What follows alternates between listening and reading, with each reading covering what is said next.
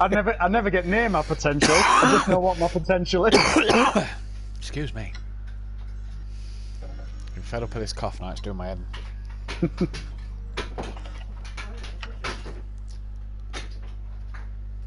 And VR Live. Copy that. OBS, PS4, that. Properties, that. Paste. Bitrate. What bitrate should Liam? What bitrate do you use? Because G told me 3500. I just used the default one. No, definitely not using default. Last time I used default, it didn't work. I don't check certain things on it though. You alright, Beth? Yeah, I know. Shock powder. Yeah, Shock powder. Venture enemies are harder to defeat, and the new enemies. Fuck that, man. Rewards, better new gear, and artifacts available. You don't have to. Why? Oh, my back. Oh, okay.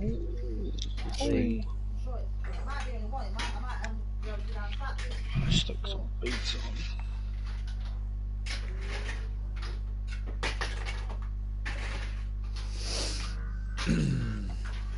Put me down quite a lot. Let's put me down to nearly. Fucking hell. I'm gonna need defeat enchanted mobs, more common. Okay. Tomorrow's Friday. Friday after, then the Friday after that. So the third Friday. Well, yeah, because tomorrow, week after that, and then the week after that. So 2 weeks, yeah. Oh no, you probably should fucking do that, you know.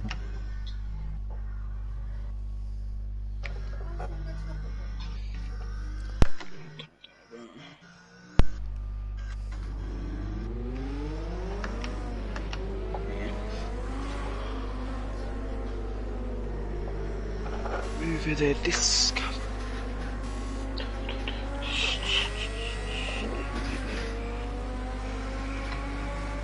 Fuck's the keys. Two on the left side. Left side. Oh, we've got fucking chain arms right there. Yeah, I've got Gary's mate set up. Drag his dog shit. Oh, Matt. Yes, Have mate. you got G's baseline set up? For The Merc? no. You sent it to everyone, didn't you? Alright, Has I he? might send it you in a bit. Can Yeah. you pass it to Monkey and Kieran if you're on with them? Yes, mate. Cheers. If you send it me after the race. Nice. Clear. Right side. What game have we been in? Fucking Clear.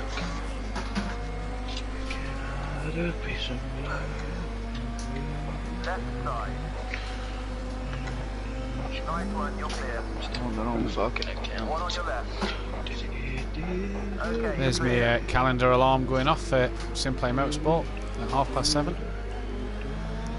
I tapped in on the PC and it synced it up with my phone, so I'm happy with that because then it reminds me. That's alright. Oh, there's a wall there. Yeah. Oh, there's a wall there. Severe damage. Balls. Only a few balls, don't you, buddy? Motherfuckers. Okay. Dean messaged me saying I'm on tonight. Oh. No one gives two off shits. If we could, we would have messaged you. Yeah. Yeah. Exactly.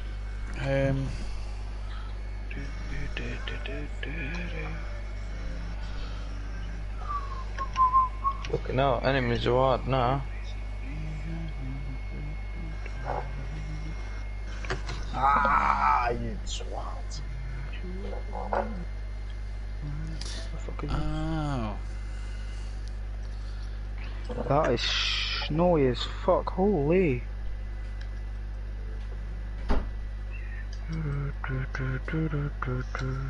Trying to confirm my tyre pressures, but every time I go to look at them, I end up skidding out. I wonder if I could up my bit rate then actually to 4,000 because I've got 350 meg. I'll give it a go. Laps of it bleeding done on these.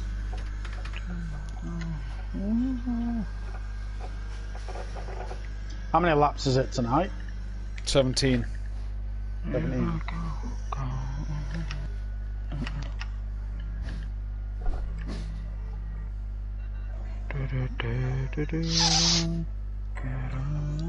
Our track limits is as long as we're touching the curbs, aren't they? Yeah. We'll Try 4,000. Do you mean as long as we're touching the gerbs? See if that works. Yeah, You what? Keegs. No, Keegs said, what did I mean? Basically, you've got to have a tyre touching the curb. If you turn track limits on, like a normal race, if you watch touring cars, for example, the inside tyres are potentially on the grass, and their outside tyres are still touching the curb, so it looks like you're cutting the corner. Well, project cars would penalise you for that. Yeah, so we're just going off Which is like why We're just going off normal off. racing stuff. Yeah, Right, yeah, I get you now. so that's what I mean. Why the fuck do I feel like... Oh, that's a question I wanted to ask you. Do you do stickers? Peaceful, yeah? Sort of. I'm after some because Chris said once if I can get stickers, he'll put one. We'll put one of the logos on Keegs' cart for me while he's racing. So I'm after one, or a couple actually. But Car external ones. yeah, Yeah, potentially. I'll be able to print it in. It's 3 colours, isn't it? White, black, and red. yeah. I think. So yeah, I'd cut each bit individually, Yeah. Whoa, what the and then fuck? I'd put them together, and then I'd send them. So you Why should is it hopefully just have to peel the backing off and do it. But yeah, Yeah, should be sweet, able to. sweet. I'll speak with Chris again, see if he's What's still going alright to wrong do it. here? Do what? Never you mind, Why Keegan. all Talk to of your a dad, not sudden- you. I'll talk to the man of the house, not the boy. Why all of a sudden am I spinning?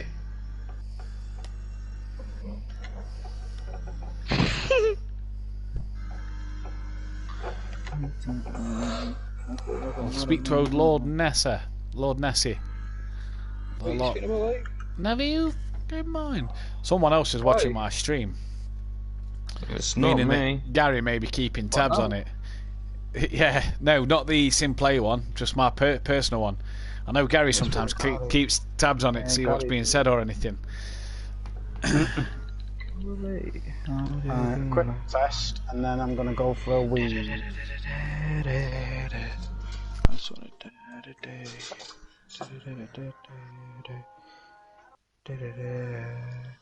Nah, the power on that is fucking amazing.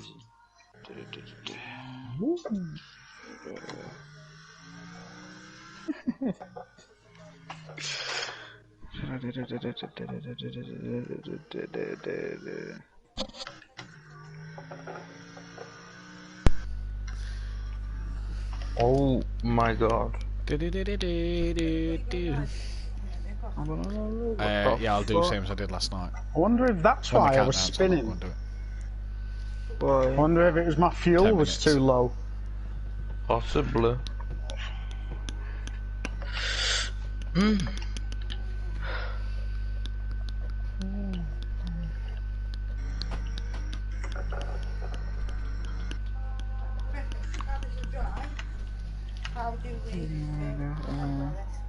Just put a book on it, I'd say. I need better fucking leveled Possibly. loot. Yeah, possibly. More specifically, a better melee. I know.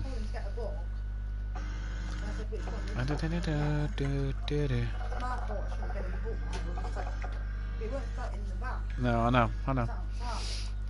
I don't want to sort it out.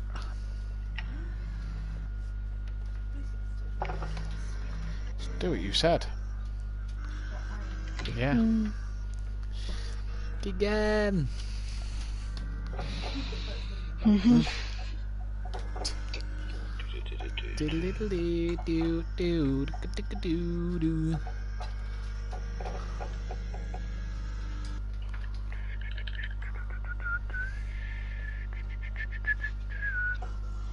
My life, who can relate?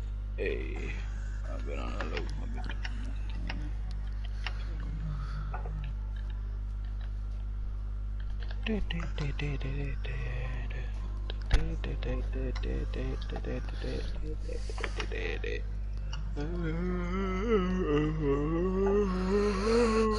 Holty's best time in with Carrie is 47.6.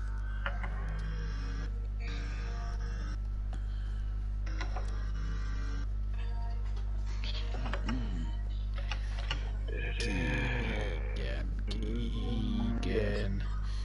Dooby dooby doo doo. So if I go V8 supercars, then I'd imagine G would have most of these thingies, would he? He's got 32 world records apparently. So let's choose a track. Yeah, he does. He has sure? them all. He has them all except from Bruno, I think. Algarve. He's not number 1 in Algarve. Fuck knows then. Where is he? No Someone record must have set. Might have apparently. been, someone might have beat him. It depends how often, because he. Oh, it says no record set on my friends list. Azuri G, number 1 around Monaco by 1.5 tenths. Hooey! But not Algarve. Yeah, it's dead close, like. What about Bannock Bray? Because he said on one Nah, of them he's he not kept done on Bannock switching Bray. with somebody every 2 minutes.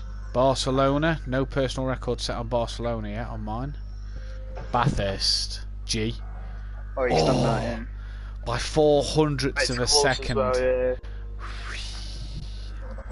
That's I think two. that's the one that he said he kept on swapping like every 2 minutes. Branch GP has got it by 400ths of a second as well.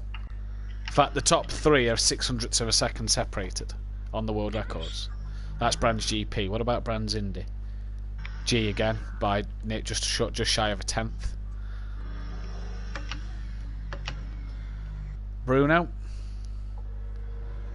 Shit track. he's he has that on Bruno. ninth. I don't think he has Ninth. that on Bruno, yeah. Yeah, he's He doesn't have ninth. on 1.5 seconds off the road record. Bruno. Yeah, I think he did. Cadwell, G by 0.3 of a second. Cadwell Club, no. Cadwell Woodland, no. I don't think he goes through all them tracks. He's just like the fucking Circuit GP of track. Americas, no personal record, so he's not done that one then. Daytona Road, Sometimes that track's dog shit. no. Donington Park, GP, G, world record by 0.08 of a second.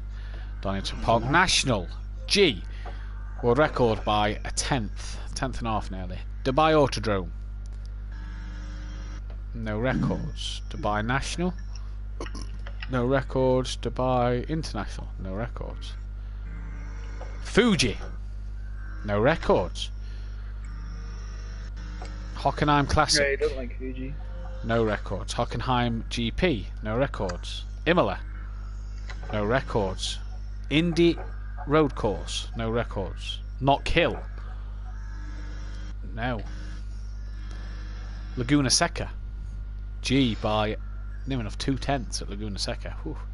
Le Mans, Le Mans Bugatti, Le Mans Vintage,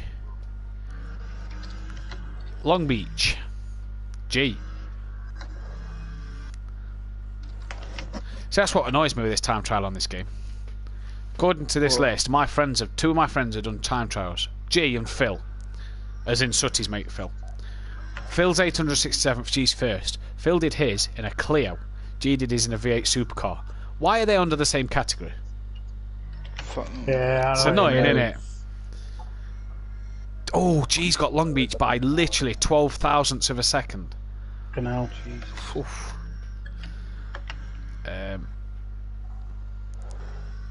Mojave, is it? Mojave? Mojave, that one? No, he's not on there. Mojave. Monza. He's not on Monza. Monza Classic. No. Mugello. No. Nürburgring. No. Nordschleife. No. Combined. She's a record to have. Oh, he's got the combined one. He's got the combined record by 1.1 seconds. Fuck That's that. it. The guy in third, who's 6.6 slower than G, did it on pad. Damn. Come on, motherfucker! Oscherslaben, G. Oscherslaben B, G. Oscherslaben C, which isn't a very big track, nobody. Alton Park International, G. Ireland, G. Foster's, G. So he's done it on mainly the English tracks. Red Bull Ring. Oh, Andy's 8th on the list, but no G. Andy's 6/10 off the world record around Red Bull Ring in the V8 Supercars. Oh. P8. No G on that one. Road America. Love Road America. Good track. No one's done it. Ruin Les Arts. No one. Rapuna. Love Rapuna. G's got the record at Rapuna. The ones that no one's done, I might do it just so I can say, look, I'm a multi-world record holder. Quito, no. Silverstone. Oh, he's not done Silverstone.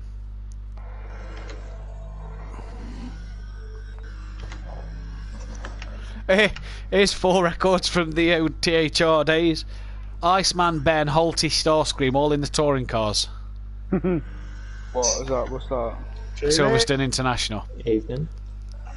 Jamie. Oh, G's got the world record on Silverstone National in the Super Cup. In the V8 car. Dean Wasaki's on Silverstone International time trial. It did amazing, didn't it?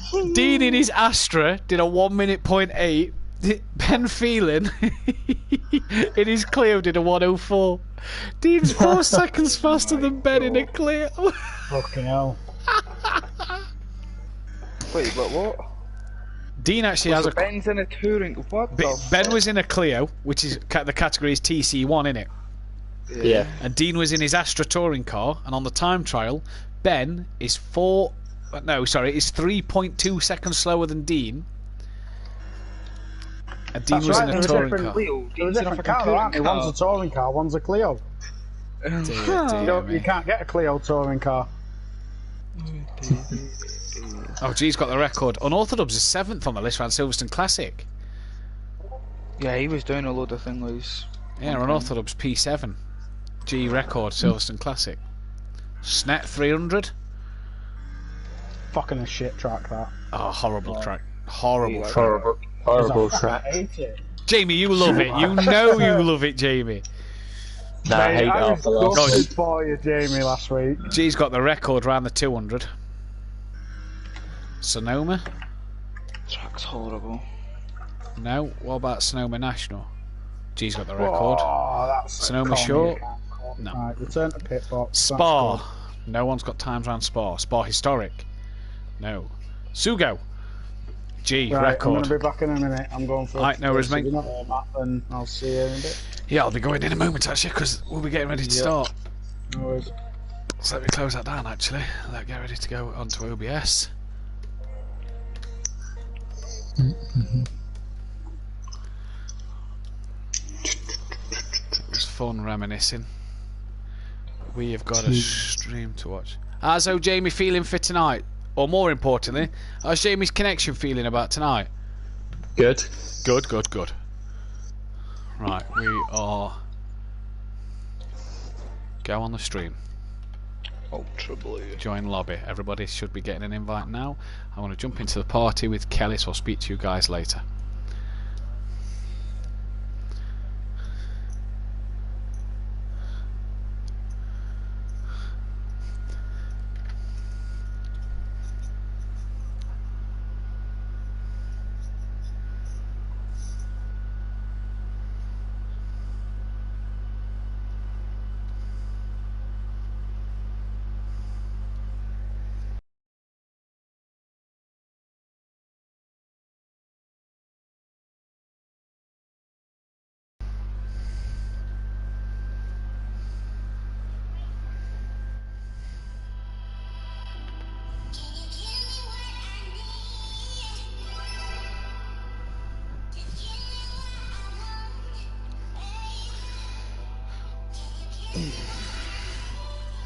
You alright, mate? How you doing? Not too bad. I'm just going to pop away to make a quick drink and go to the toilet, bud. I'll be back in 5 minutes. Yeah, no bother. Alright, mate? Right on.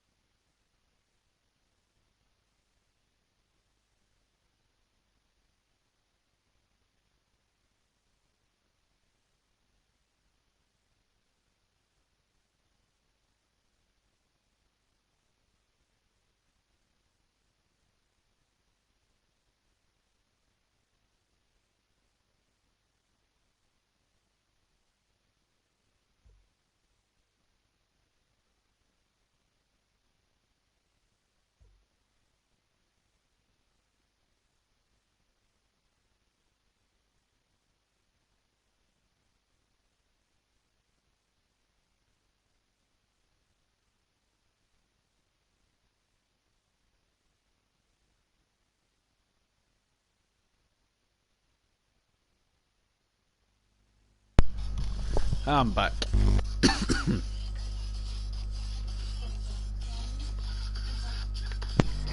How you feeling, mate? Not too bad, mate. You? Yeah, I'm not too bad. Do you getting over the dreaded lurgy? It's not the COVID thing, mate, that's the problem. I've suffered with bad back for 4 years. Right. And they've always sort of said, oh, it's sciatica. Yeah. But they've never actually diagnosed me with it. Right. And then the other night, I stood up, come downstairs to get a glass of water, and normally when my back's really hurting, and my left leg will go a bit weak, a bit numb. Yeah. But my back felt fine, and my left top of my left leg started spasming, and I thought that was weird. Rang 111. They sent a flipping paramedic out when I only wanted to speak with someone. I wasn't hurting or anything. She said ring my GP, rang my GP, went to see him during the day. Next thing, I'm being shipped off down to A&E, put onto Major's ward. Right. They thought it was something that to go down with my spinal cord, but he said if it were that, it'd hurt both sides of your back and affect both legs, not just one. So they think Nari thinks it's muscular, not sciatica. So I've been referred back to physio, but yeah, a bit sort of chaotic. Oh, okay. I'm kind of over. I've just got this cough now to get rid of for the COVID thing. Like I say, you did positive for COVID. You have got it. No, you haven't. No, you haven't had it. I thought I had it. I did a test, come back negative. It was just obviously the flu. But like, what made me think I had it was I was coughing like mad. Yeah. Proper. And I mean, I've still got a cough now, but yeah. Well, this is a problem, isn't it? Anytime you get a cough now, you're going to think the world. I mean, I had a little cough. Yeah, I didn't sleep very well a couple of nights ago. A little bit of a tickly cough. So then I start thinking, fucking hell, have I got COVID? Do you know what I mean? And it's like, it scares the shit out of you, doesn't it? That's the problem. So that's why I didn't do Sunday. Monday felt a bit better, still coughing quite a bit. Tuesday, fine, ready to go for the touring car show. I mean, I said I'd just do tier 1, not both tier 1 and 2, because I thought, I'll give my voice a bit of a break instead of doing both. Yeah. And next thing I know, I'm being carted off to flipping A&E and shit, and it's like, oh, yeah, great. Not good. Yeah, not good. Not good. Things. Right, well, hopefully start to make some sense of it, Matt. Well, like I say, it's been ongoing for 4 years, and no one's made heads or tails of what it fucking is or isn't, so... I've already done physio before. Problems, isn't it? Yeah. And do you know what the thing is? I used to get accused a lot at work of just pulling people's leg. Yeah. Because nothing was coming up or nothing was being said by the doctor or anything. And nobody could see like bones sticking out of place or something like that. No. Everybody thought, oh, bullshitting. Yeah. But like for 4 years I've struggled. And like I say, last year especially, even with lockdown and stuff, normally in the summer months I don't feel too bad. I'm normally alright when it's a bit warmer. Yeah. I struggled all of last year. And I'm struggling again now. So, not the best start to the year, but it is what it is. Hopefully, this time physio will do something. Yeah, let's hope so. Yeah, let's fingers crossed and all that, innit?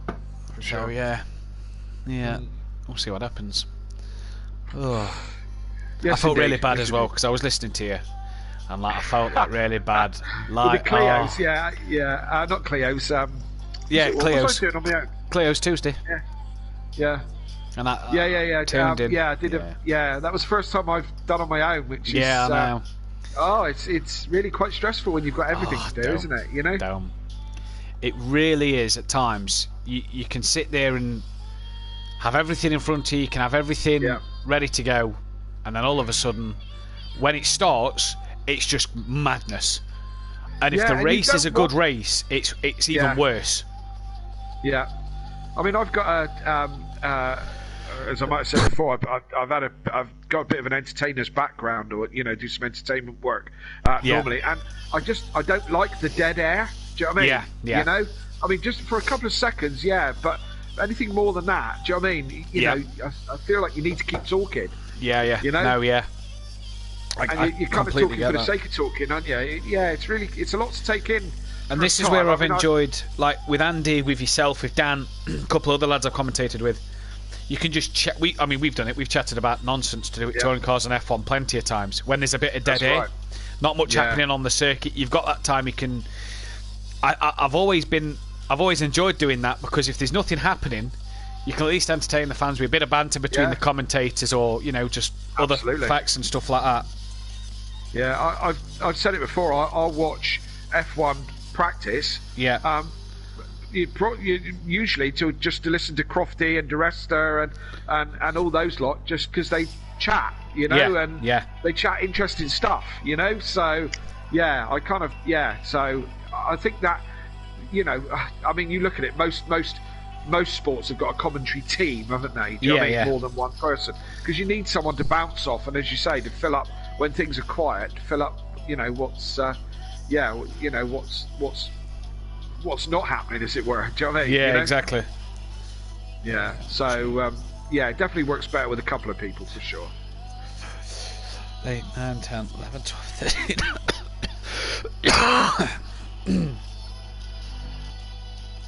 Have you assigned me as race director? Have you? Yes, mate. It does it on its own because I do it through the online championships.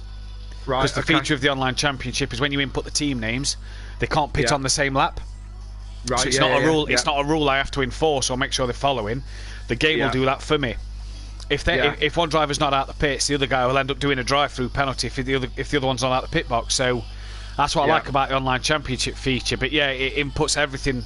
All I have to do is put your name in on that feature, put your PSN name in, and that's it. It automatically assigns it to me and you straight away. Right. 1, 2, you 3, had 4, 5, you had some fun and games 8, with people 9, on setups, 10, 11, have you? 12, 13, 14, 15. Oh, mate.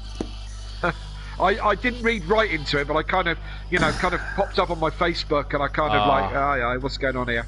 So, last night, great race. 2 of the younger lads who's just got a wheel not long ago, at the end of last season, and are really putting some effort in and some hours in to get better. Had a good night. One got pole in one race, got second in the other. They had good finishes, second and third, and a 10th and a 4th. And then 2 others accused them of using setups, right, when they're not allowed in Pro-Am. And it was like, oh, you're taking piss. Like, these guys have worked so hard, and you're just saying this. Yeah. And yeah, so we put it out to the Pro-Am lads, and full setups won. No Fury. Wow. Oh, I've got to start. Message him.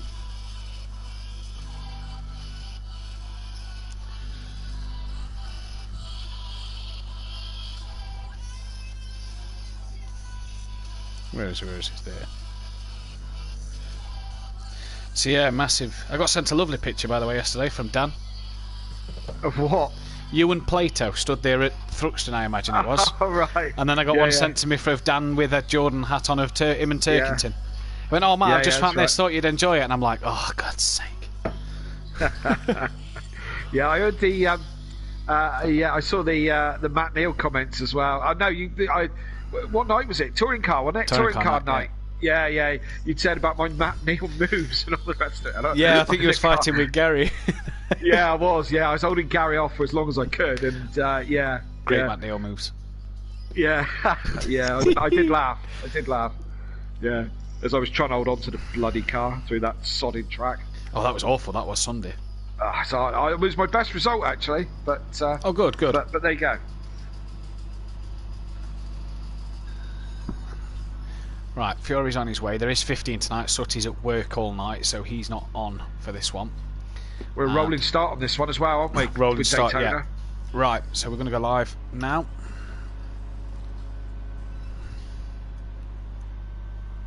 Oh, they can hear us now.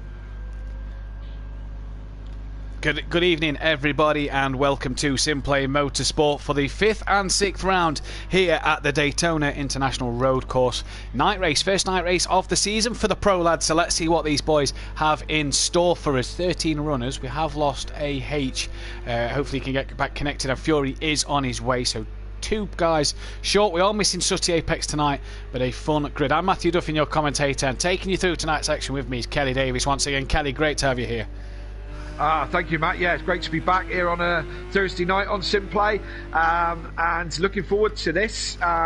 This is an interesting track here at Daytona Raceway, so I think there's some good action going to happen this evening. As normal, we want to see your comments on the stream on YouTube.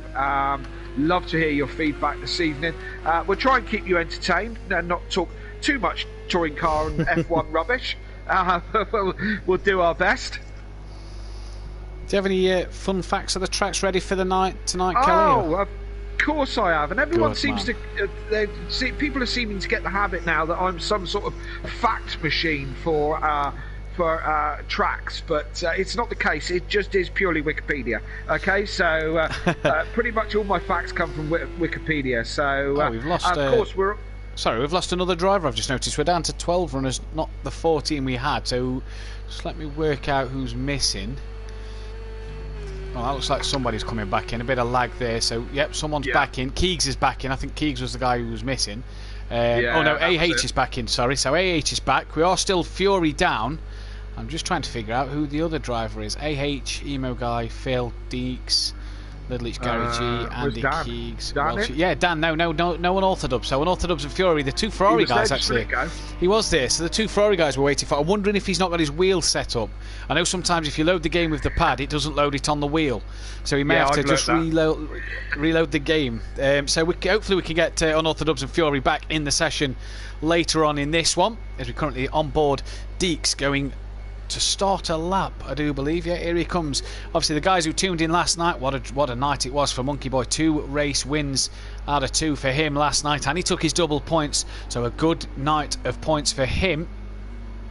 And good bit of racing from Rabbit Joe and Liam Gamer in the Iron Brew B Porsches for them too as well. Will we get some drama tonight on the circuit, or is G going to continue to keep up his fine form?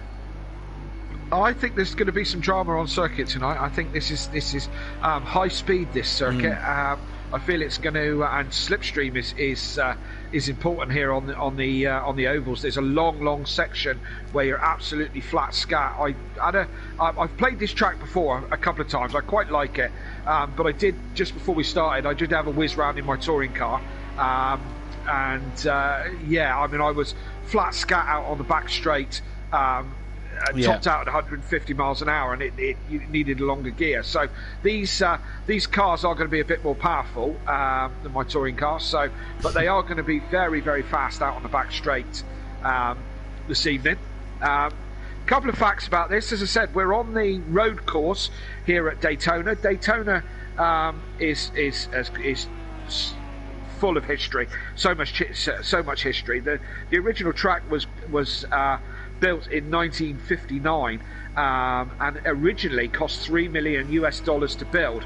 A rebuild in 2016, to give you an idea, cost $400 million to have a refurb in 2016, which is where it is now. It's a classic for NASCAR, which normally do the oval version.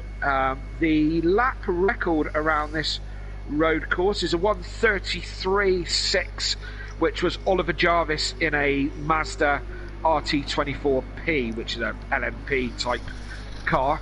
As we see Deeks getting in a bit out of shape in that turn 1. Tricky turn 1 this, isn't it, Yeah, Matt? very horrible turn 1. It seems to just never end. It seems to be nice and wide on entry and then just tightens up the further round you go. As we see Andy getting it nice and right. Unorthodox and Fury are in, so we have got the 15 runners for tonight. Like I say, no Sooty Apex for this one as he is away working, and hopefully he's working hard and not sat watching the stream. So if I see him comment, I'll be sure to be on at him about that one. But yeah, it is a very tricky turn 1, Kelly. You're right. It seems to be off the high-speed oval section, and then you sort of come into this big braking zone that just tightens. The further you get round it, it just gets tighter and tighter and tighter. And quite a tricky one for the drivers to get right tonight. Yeah, I think someone will put me straight on this one if I'm doing it wrong, but I feel like it's almost like a two braking zone type corner where you kind of try and pick your braking point firstly, and then kind of come off the brakes and then on again as the corner tightens up. If you get it right, it's very rewarding and a good opportunity for overtaking. And of course, the other interesting part of this track is the chicane on the back straight, which I think Andy's coming up to. Yeah, it's just coming up to now. This is very fast. You feel like you want to take more speed on the entry, but it will catch you out. The exit is very, very fast. I've got a good story about Andy actually in the bus stop chicane. We did the 24 hours of Daytona in over the Christmas period here at Simplay Motorsport. Andy was racing in that in an LMP1, and he was actually getting that tired. It were early hours of the morning, and he actually missed the bus stop chicane, went straight on the oval bit, And we're sort of like, I remember him saying on commentary at the time, he reminded me last night, and he was saying that, I was waiting for this chicane to come up, I was waiting and waiting and waiting, and before you know it, I was at turn 1, and I realised that I'd gone past the chicane. I was nodding off in my chair, and I'd gone past the chicane and completely straight lined it and took the oval. Oh dear. So he nodded off. Yeah. And just kind of ignored it. Yeah, pretty much. Yeah, I think I may have. I think I may have tried that technique when I was in the in a general lobby with a couple of Muppets, and one made me angry, so I probably hopped past the chicane and crashed into him. Not that we condone that. No, of course not. No, we can't condone that kind of behaviour in the Muppet lobbies, can we? Definitely not. Definitely not. As we see, Big Boy Brazier, what can he do this week? 2 disconnections, don't forget, at his home circuit last week. And he's not got his lights on at the moment. Meant to have your lights on in the night races. He's not got them on as of yet. So, has he got a bit of damage to the front of that car? That front bumper looks a bit dislodged, if you ask me. But hopefully he can get his lights on. Oh, he's gone back into the pit, so that'll put his lights on, definitely. But yeah, double disconnection for Jamie last week. No points for him on his home circuit, which he was really looking forward to. He sent you a fair few stats, and to disconnect on both races and score no points is not what you want on one of your favourite circuits. No, absolutely not. And Jamie was chatting to me all day. He'd found me on Facebook and was chatting to me all day about. I say all day. It makes it sound like we did 8 hours of chatting about Snetterton track, which we did, and a couple of messages. He's a big fan of that. It was unfortunate for him last week, indeed. Yeah, it really was. As we're just on board with Ian Emo Guy here, and as he comes around this over, I believe I'll check my details in it. I think it's a 31-degree banking just there. But as you see, it's coming up to this fast chicane. As you come down here, you can almost not see it. And then you have to pick a braking point late as you dare, pick up the apex, and this is the bit here. Once you get to there, then you can nail it, and you can just get full drive out the other side. And it's going to be important for people to get that traction through that chicane, so they get a good run onto the next part of the oval, as you can see, and down the start-finish straight. The other thing is, it's an extremely long pit lane. Very wide, like you would expect for a NASCAR oval, but very, very long as well. It is, and I just want to go back to your bus stop chicane sort of comment. It's as if that first part of the chicane, the minute you hit your first apex, then you turn the right slightly, and just the car wants to slide on you just as you turn right to take that second part. You've got to get it. You kind of have to let it slide so that your car's then pointed in the right direction to come out. That's where you could see a few problems tonight for a lot of drivers. Being caught up at the chicane. The only G still in the pit's not yet set a time. Neither is Unorthodox Fury, AH or Keegs.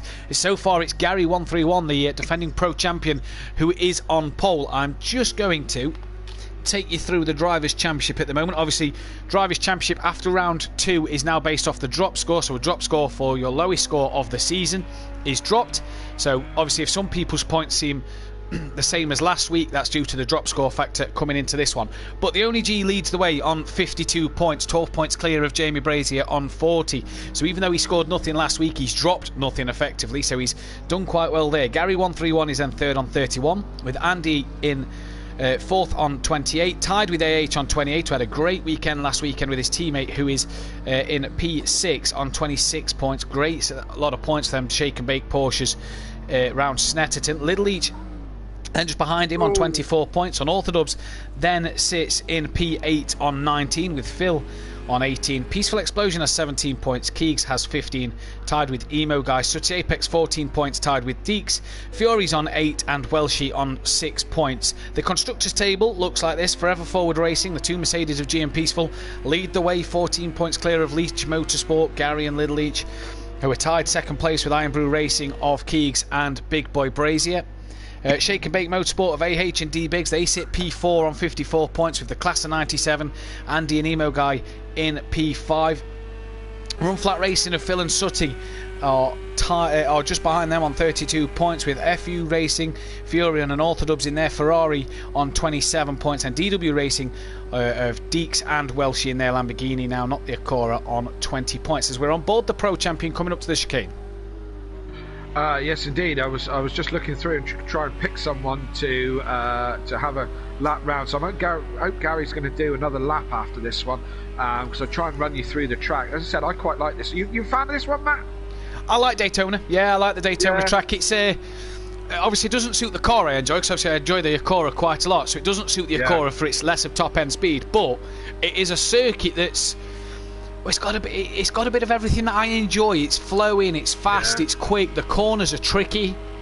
It's just got a bit of everything that I really do enjoy here. As you see, Gary on the back of Keegs at the moment. Hopefully, Keegs won't hold him up. Goes slightly wide. So easy to do there as we're through turn one. Little bit of a couple of kinks left and right as you come round to this kind of hairpin. We're firmly in the midfield, the infield now. As Gary goes a bit wide out through there. I don't know if there's a slowdown out there, but he run that line last time he went through here. Now this one's flat through here. Braking zone for the next one is about here, just after the cones. This is a bit of one of those hurry up and wait type corners. Yeah, I was just about to say, this is another corner that you kind of got to wait for to get back on the power, aren't you? Yeah, total hurry up and wait corner, that one. This one again, now keep it between the white lines, because if you go out to the right or cut the left, you'll get a slowdown each side, and the last thing you want is a slowdown as you come back onto this back straight. As you go onto the oval banking again, you want as much traction as you can possibly get. A slowdown there is going to be painful. So as you can see, we're on the back straight. The fast chicane coming up again, and as Matt said, you kind of want to pick your braking point, get the left done, and then as you turn to the right, make sure you don't lose the back end. And we took a lot of line there. Again, if you go over that white line, you're going to get a slowdown, and a slowdown on this part again is going to be disastrous, because as you go around the banking again, you're flat scat at whatever speed we're doing, 160, 170 mile an hour, something like that. There's the pit entry. It's nice and wide. You can see that there's you can't miss it, but there's lots of it. And the pit lane runs all the way around as we go to turn one. Somebody's lost it out in front, and Gary's kind of followed him in a little bit. He's trying to tuck it back to the apex. Now the pit exit is here on your left, right there. So you're feeding into traffic from the wall, and you can't see the traffic behind that wall either. So interesting little track. As I said, I'm a fan. So hopefully we're going to have some cracking good racing tonight. I'm hoping so. We had a cracking 24-hour race here. We had a cracking 4 races here in the Pro-Am last season. We had a cracking 2 races last night, so I'm really hoping we're in for a bit of the same, as Gary still currently on pole with a 44.1, only 37 thousandths quicker than Andy, that's a very good time. Now, Andy was saying last night in commentary, watch for the Lamborghinis, watch for the Mercedes around here, but everybody seemed to forget about the Porsche. The 2 Porsche cars of Liam and Rabbit Joe last night was fantastic, and Gary seems to be setting the example yet again. Peaceful Explosion, what a qualifying for him at the moment, up into P3. We've not seen him up this high in qualifying for quite some time since last season, but only a 10th and a half off the lead. Gee, this man, 2 race wins last week, he's currently sat P4. What can he do? Yes, indeed, and these top 4 only covered by half a second. In fact, Little Leach just a smidge behind him and still under the second for the top 5. So, around a course which is, as he jumps back to Wikipedia, nearly 3 miles long. GG through the bus stop chicane and did exactly what we said, just got too much of a slide coming through, and I tell you what, that is going to really hurt his next run, because he's lost all the momentum and the speed coming through the bus stop chicane, and that is really going to hurt his next run. He's not going to have carried that speed through the oval. He's going to have to go and pretty much do another outlap before nailing a quick lap. Yes, indeed, and pushing the limits, exactly what they should be doing, to find those limits, and you need every tenth. You need every tenth, so you have to take those limits. As I said, you can see how tight it is at the top, so you need every little bit you can get, and just finding those limits.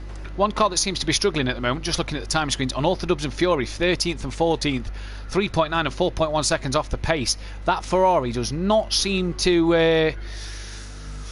based off the qualifying times, it doesn't seem to look great around here. I know they both have said, maybe it was the wrong car choice for this season. Yeah, maybe. But, the Ferrari doesn't look great. I like the Ferrari, but I feel like it's... and Dan's just got a pit lane penalty. Grid penalty. Yeah, I don't know what he was doing in the pit lane, but he'd been told off for it. Yes, the Ferrari, driving it with... So I used to drive this car a lot when I first got this game. Yeah. But it's steady, but it's not stunning, is it? It's not the quickest thing. Do you know what? I've never really been in... I've drove the GTE Ferrari, but I've never really had to go in the GT3 Ferrari because... Well, obviously, because I've driven a lot in the Audi, a lot in the Porsche, and then obviously a lot in the Acura. Never really had to go in the GT3 Ferrari, so I can't really tell you much about it, to be fair. I found that its straight line speed isn't all that great, and again, I'm only saying these things from my experience. And anybody who's been watching my races in Clios and touring cars, then my word isn't worth a lot of anything really. But it's not. But I don't think it's particularly quick in a straight line, and this track needing a lot of top end speed is it's going to. I think it's going to struggle. I think both Dan and Fury are going to struggle all the way through this round. To be fair, this goes back to last night as well. We saw Dom Productions and Daniel Francis in the Acura around here. Just couldn't really do anything. You saw them when the minute they got onto the infield, they seemed fine. The minute they hit the oval, that was it. And one thing I've just got to notice, Kelly, is such the apex. Get back to doing some work, sat on the chat. Good luck to everyone, especially Phil. Hope you're working, mister, not sat in the chat texting us. But yeah, that's right. Don and Daniel last night seemed to struggle. Are we going to see the same with Fury on Unorthodox? You've got to have top speed on this track. That is the most important thing for this circuit. Yes, indeed. As we see Fury just bumping down into the infield a little bit. You don't want to be doing that. You want to stay up on that banking and not kind of jump between the banking and the flags. It unbalances the car a little bit. It does. Yes, indeed. So as we see, where is Fury? He's going around the start-finish straight, isn't he? Yeah, just coming into turn one now. Yeah, he's into turn one. So we'll see if he can keep an eye on his times. Just want to mention, while we've got you here, obviously we mentioned last night a few of the drivers did the 24-hour Daytona race. A few of the guys who were in the lobby tonight did the 24-hour of Daytona. Gary, Andy, Little Leach, Fury himself, and Unorthodox all did the 24-hour race, as AH has just gone up into P10 at the moment, putting Unorthodox and Fury, the two Ferraris, on the back of the grid. So all them guys competed around here at Daytona. If you missed that video, go check out part 4. You'll see Unorthodox, or you'll hear Unorthodox snoring for about half an hour, 20 minutes, if not a bit longer, on part 4 of that video. That's my boy. But a cracking drive. Unorthodox obviously took the GTE class win in that one. Fury and Gary was in the GTE class. Champ won the the LMP1 class with Andy, I do believe, P2. Now, here's a little fact for you. Gary and Little Leach, for those guys who race the Thrustmaster T150, Gary was parked on the side of the road for about half an hour, 40 minutes at one stage of the race, and we didn't know what was happening. I had a video call off of Gary himself at the time. He didn't know what was happening. It turns out his wheel had overheated and had cut out. Apparently it's a common problem with the T150s. For then an hour later, Craig's to do the same thing. His brother did the same thing an hour after Gary's had done it. So then they've took the tops off the top of the case off the T150. They've got a fan blowing down on it. That's not what they wanted in a 24-hour race. Let's hope it's not just a Daytona road course thing and it's not going to happen again for them tonight. Absolutely, yeah. Logic Tech all the way. 100%. Yeah. And is there? Did I hear a rumour there's another 24-hour coming up? There's a 2-hour 40 Le Mans coming up, 2.4 hour. But there is at the end of this season there is going to be another 24-hour race as G has completed qualifying half a second off the pole lap, even 4 attempts down on his teammates. His teammates out-qualified G for the first time. Here is his teammate. Can he improve as he crosses the line? No, he can't. Yeah, another 24-hour race. That track and car selection hasn't been decided yet, but there is a 2-hour 40 race round Le Mans coming up in a couple of weeks. Them details will be finalised. I think we'll do that on a Saturday night, I do believe, just a 2-hour 40 race, or maybe during the week's break we've got coming up when we should have had Monaco, but Monaco got removed from the calendar. So we'll obviously keep your eyes out on the Facebook page. If you're in the Facebook page, keep your eyes out there, as well as keep your eyes out excuse me, on Instagram for all the details of that one. Big Boy Brazier and Keegs completing their laps together. Keegs P10 and Big Boy Brazier P5. Keegs has a bit of a family battle on track as his dad, Welshie, is in the Pro Group this year. Now both in the Lamborghini. Look at these two Lamborghinis running in unison. It's as if they want a team photo. Yeah. This must be media time. Bit of media day for the Iron Brew Racing A-boys here. Bit of media time for these two. The 24-hour thing sounds exciting, which I thought might link us quite nicely into 21 people watching. And hit that like button, subscribe to the channel, go to Facebook, find Simplay Motorsport, Instagram, all those things. You do Instagram, Matt? Yeah, we're on Instagram. Yeah, Slowly we're getting there with it. Yeah, Instagram, Facebook, YouTube, make all the likes, do all the stuff. Better still, tell your friends. Say, ring them up. Say, oh, I'm listening. Look, I got this this thing on YouTube. Like all these people driving around in these virtual cars, and a couple of guys talking rubbish over the top of it. Come and have a look. Tell your friends, all the rest of it. So that was our qualifying. Yeah, qualifying done then, and Gary 131 takes his first pole position his second pole position of the season as I just load my stats page up.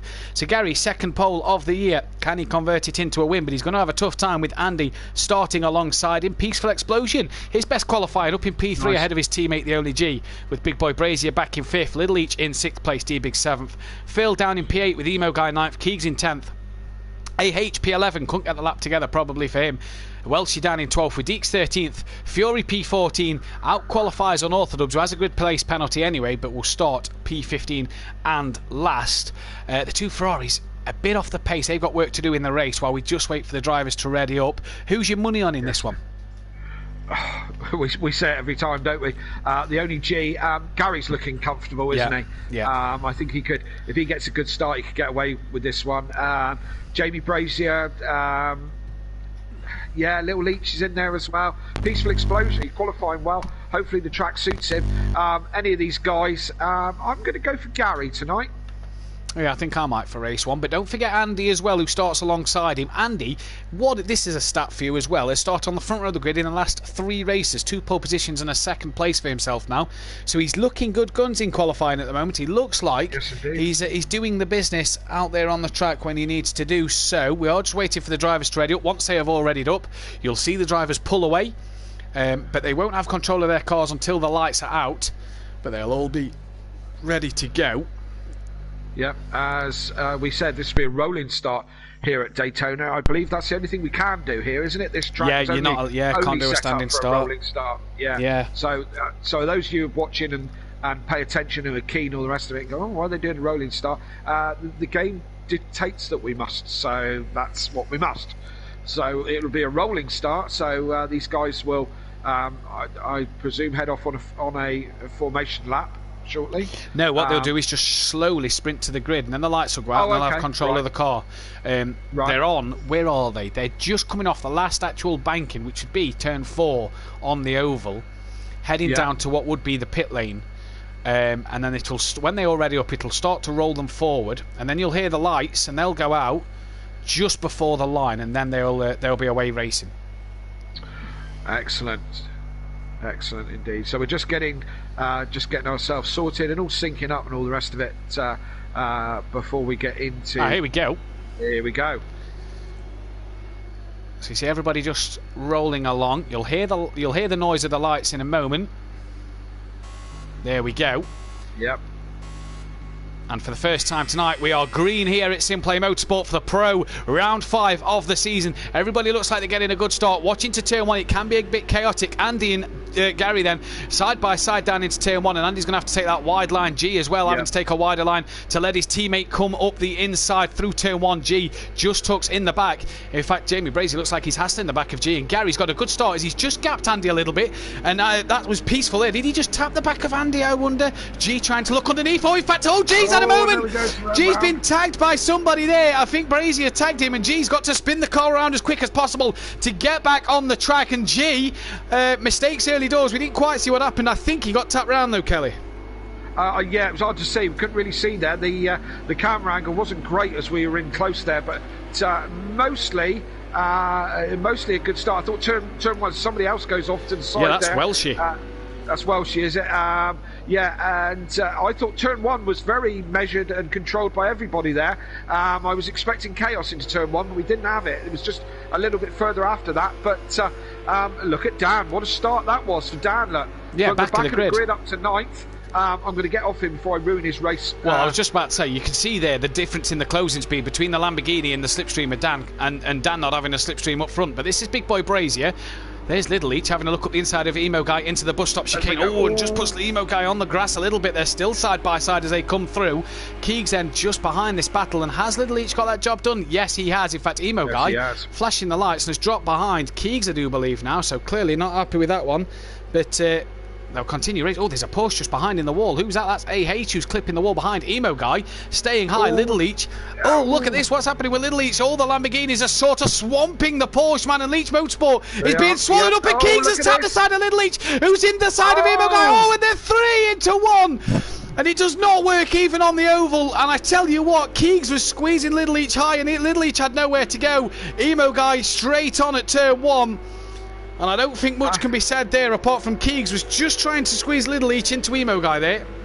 Looks like the Lamborghinis had whoa, there's another one off. That is... Right whoa! And he's caught up with Keegs as well. I do believe that was either Deeks or Welshie. I think it was Deeks, because Welshie's at the back. Yeah, Deeks, look. And he's gone straight across the grass into the side of Keegs. And he was a passenger going across the grass there, Kelly. Yes, absolutely, he was. Yeah, he lost it in there or got tagged. I don't know. I'm not quite sure. But as he went across the grass, he was totally out of control, and where he was going to end up, was anybody's guess. And unfortunately, he ended up right in the middle of some other cars, and there was there's chaos. A Ferrari getting that horribly wrong. And who is that? It's Dan. Dan got that horribly wrong there and went straight into the wall. Like he wasn't in control of the car. Oh, look at this Mercedes. Yeah, look at the power difference. Don't think the Porsches are particularly good in the straight line either. No, but look at he's breezed past 2 of them on the high side, and he's going to have a look. He's having a look at AH. Is that AH? Yeah. No, that was D Biggs. He's having a look at P7. Is G at the moment? Currently 9 seconds off the back of the leader, Gary. D Biggs in front of him. As G moves to the outside, hasn't quite. Got the closing speed on that one, but it is quicker. It is quicker in a straight line. Look at Peaceful in front, gaining on Phil. He's going around the outside of Phil as well. So Peaceful in the other Mercedes, doing the same as what G's doing. That Mercedes looks very good in a straight line tonight. Peaceful's dropped down. He was in second a lap ago. So I don't know what happened to Peaceful. If you probably something like that. Something similar to that, I'd imagine, as he's kept out the way of everybody and gets going now. He's lost a few more places and back down to P9. He goes then at the moment. Nobody has pitted yet. I'm quite surprised that no one's pitted even for damage so far, because there was a lot of damage on a few of them cars. But as we say that, look, Emo Guy comes into the pits. Obviously, you are allowed to pit before the pit window at lap 6 if you have sufficient damage. And we saw from Emo Guy, Keegs, Little Leach, and in fact Deeks as well. The 3 on the banking come together, and then Deeks across the infield as well. So I'm not surprised that them 3 are pitting, although Deeks looks like he stayed out. Yes, indeed. And we're only in lap 3, and it's really interesting already how these different cars perform on this kind of circuit, and who's struggling and who isn't. As I say, the Lamborghinis, although, here we go, look, we've got a Porsche in the slip now. He's in the slip of G, right in the slip, but again, hasn't quite got enough. It looks like it's got enough to get him past the Lamborghini, but not enough to that Mercedes in a straight line. That Merc. Oh, that is powerful. That is powerful. And yes, G now up into P4. Oh, he's made a mistake coming through the bus stop. Makes a slight mistake. Yeah, D Biggs has gone straight past him, look. Yes, indeed. He's going to get a slow down for that one, I'm sure he is. Unless he eased out of it enough. I wouldn't have thought so. He cut quite a lot of grass there, didn't he? As you can see, G's back into the slip. Goes round the high side, look. All the way round. All the way round that Porsche. Easy as you like. That Merc's got some power, hasn't it? That really has. That Merc is one to watch in this race. Emo Guy's out the pits. Little Leach and Keegs are about to be... they are a lap down, sorry, as the leader has lapped them. Not the start to this race they'd have wanted. Gary, 2.9 out in front at the moment, so doing absolute bits. We haven't talked a lot. No. We haven't talked a lot about Gary. Gary seems to have this one hooked up. Your man on pole is 3 seconds now ahead of Andy, who was your second place starter. Gary's got himself into a bit of a rhythm. Had a nice little battle with Gary on Sunday night in the touring cars. I held him back for a couple of laps, which I was happy enough with, and I didn't manage to crash him out. So I'll take that as a success on Sunday night.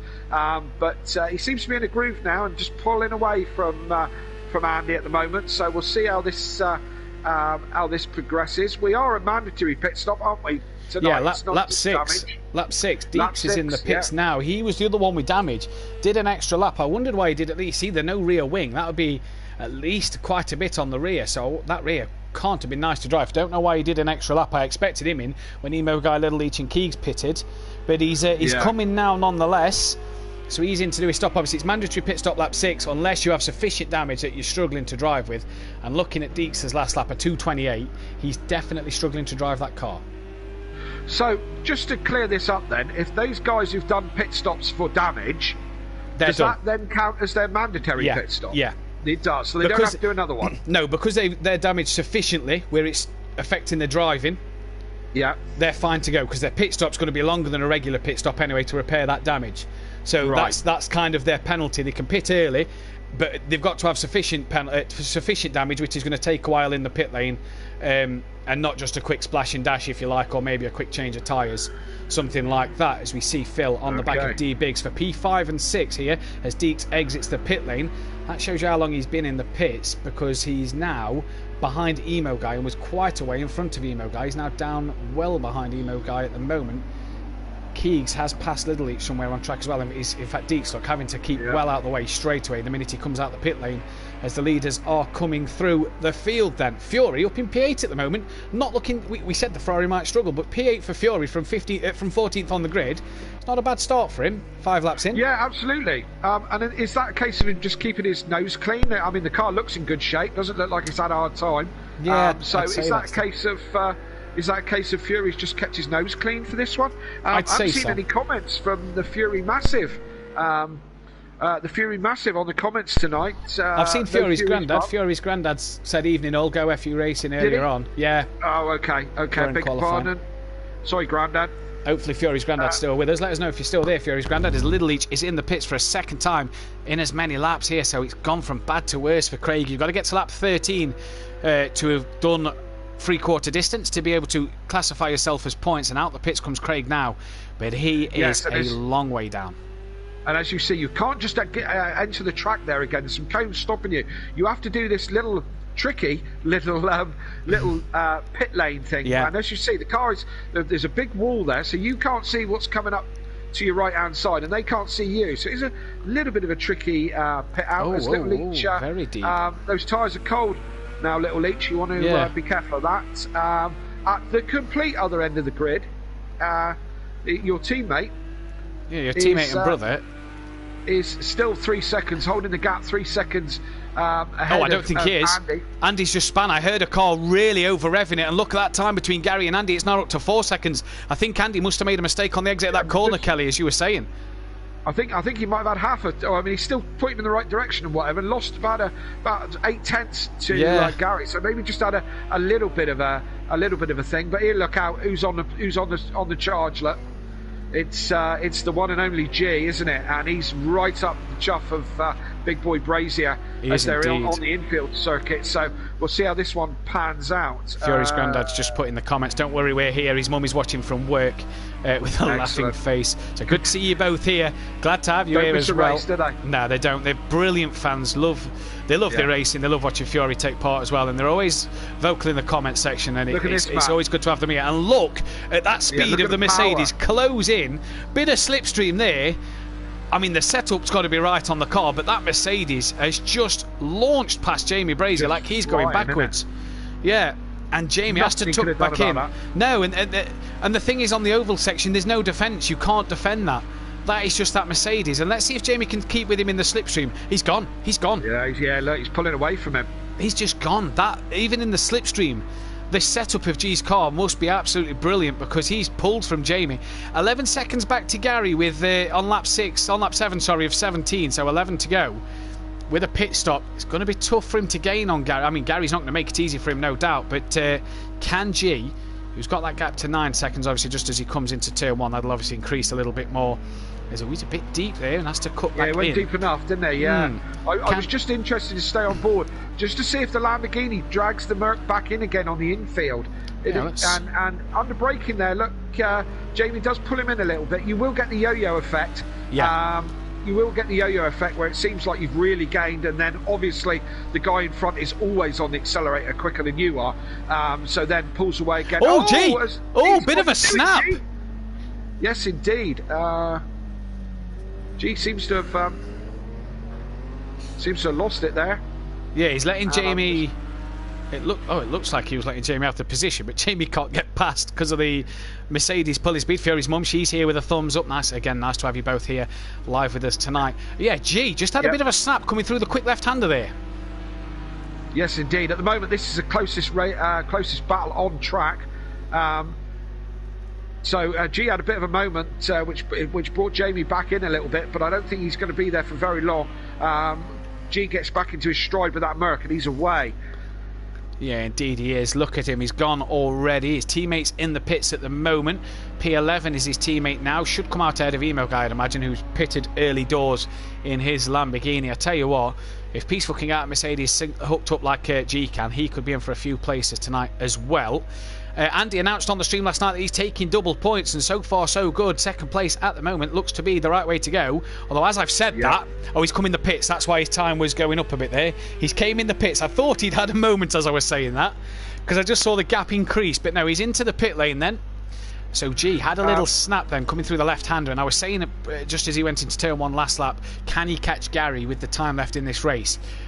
Keep snapping the car like that, and the answer's going to be no. No, indeed. So he's got 11 seconds to make up. Gary's driving nicely. His last lap was 1:45, as you can see on your timing screens. He's the only man in the 1:45s around that last lap. So Gary's going on really nicely. I think G's going to have to work really hard in the case of 9 laps to catch it back, really, isn't it? You know, it's a big deficit. It is a big deficit, as well as the pit stops as well. Don't forget. There's Dan. As we see, Dan's taking his pit stop. We haven't talked much about Dan this evening. Probably my favourite driver on the grid. I say probably. He's all right. He's all right at times. He's not bad, is he? He's not a bad lad, is he? Do you know what I mean? So he's done his pit stop, as you can see, as he comes out into that tricky pit lane. And back onto the track. Who have we not been on board with today? I do like to try and... Not seen much of AH and D Biggs today, I don't believe, or Welshie Phil as well. Yeah. So we're on board with Welshie at the moment. Let's stay with Welshie. See there in his Lamborghini, and I got the liveries wrong for them last week.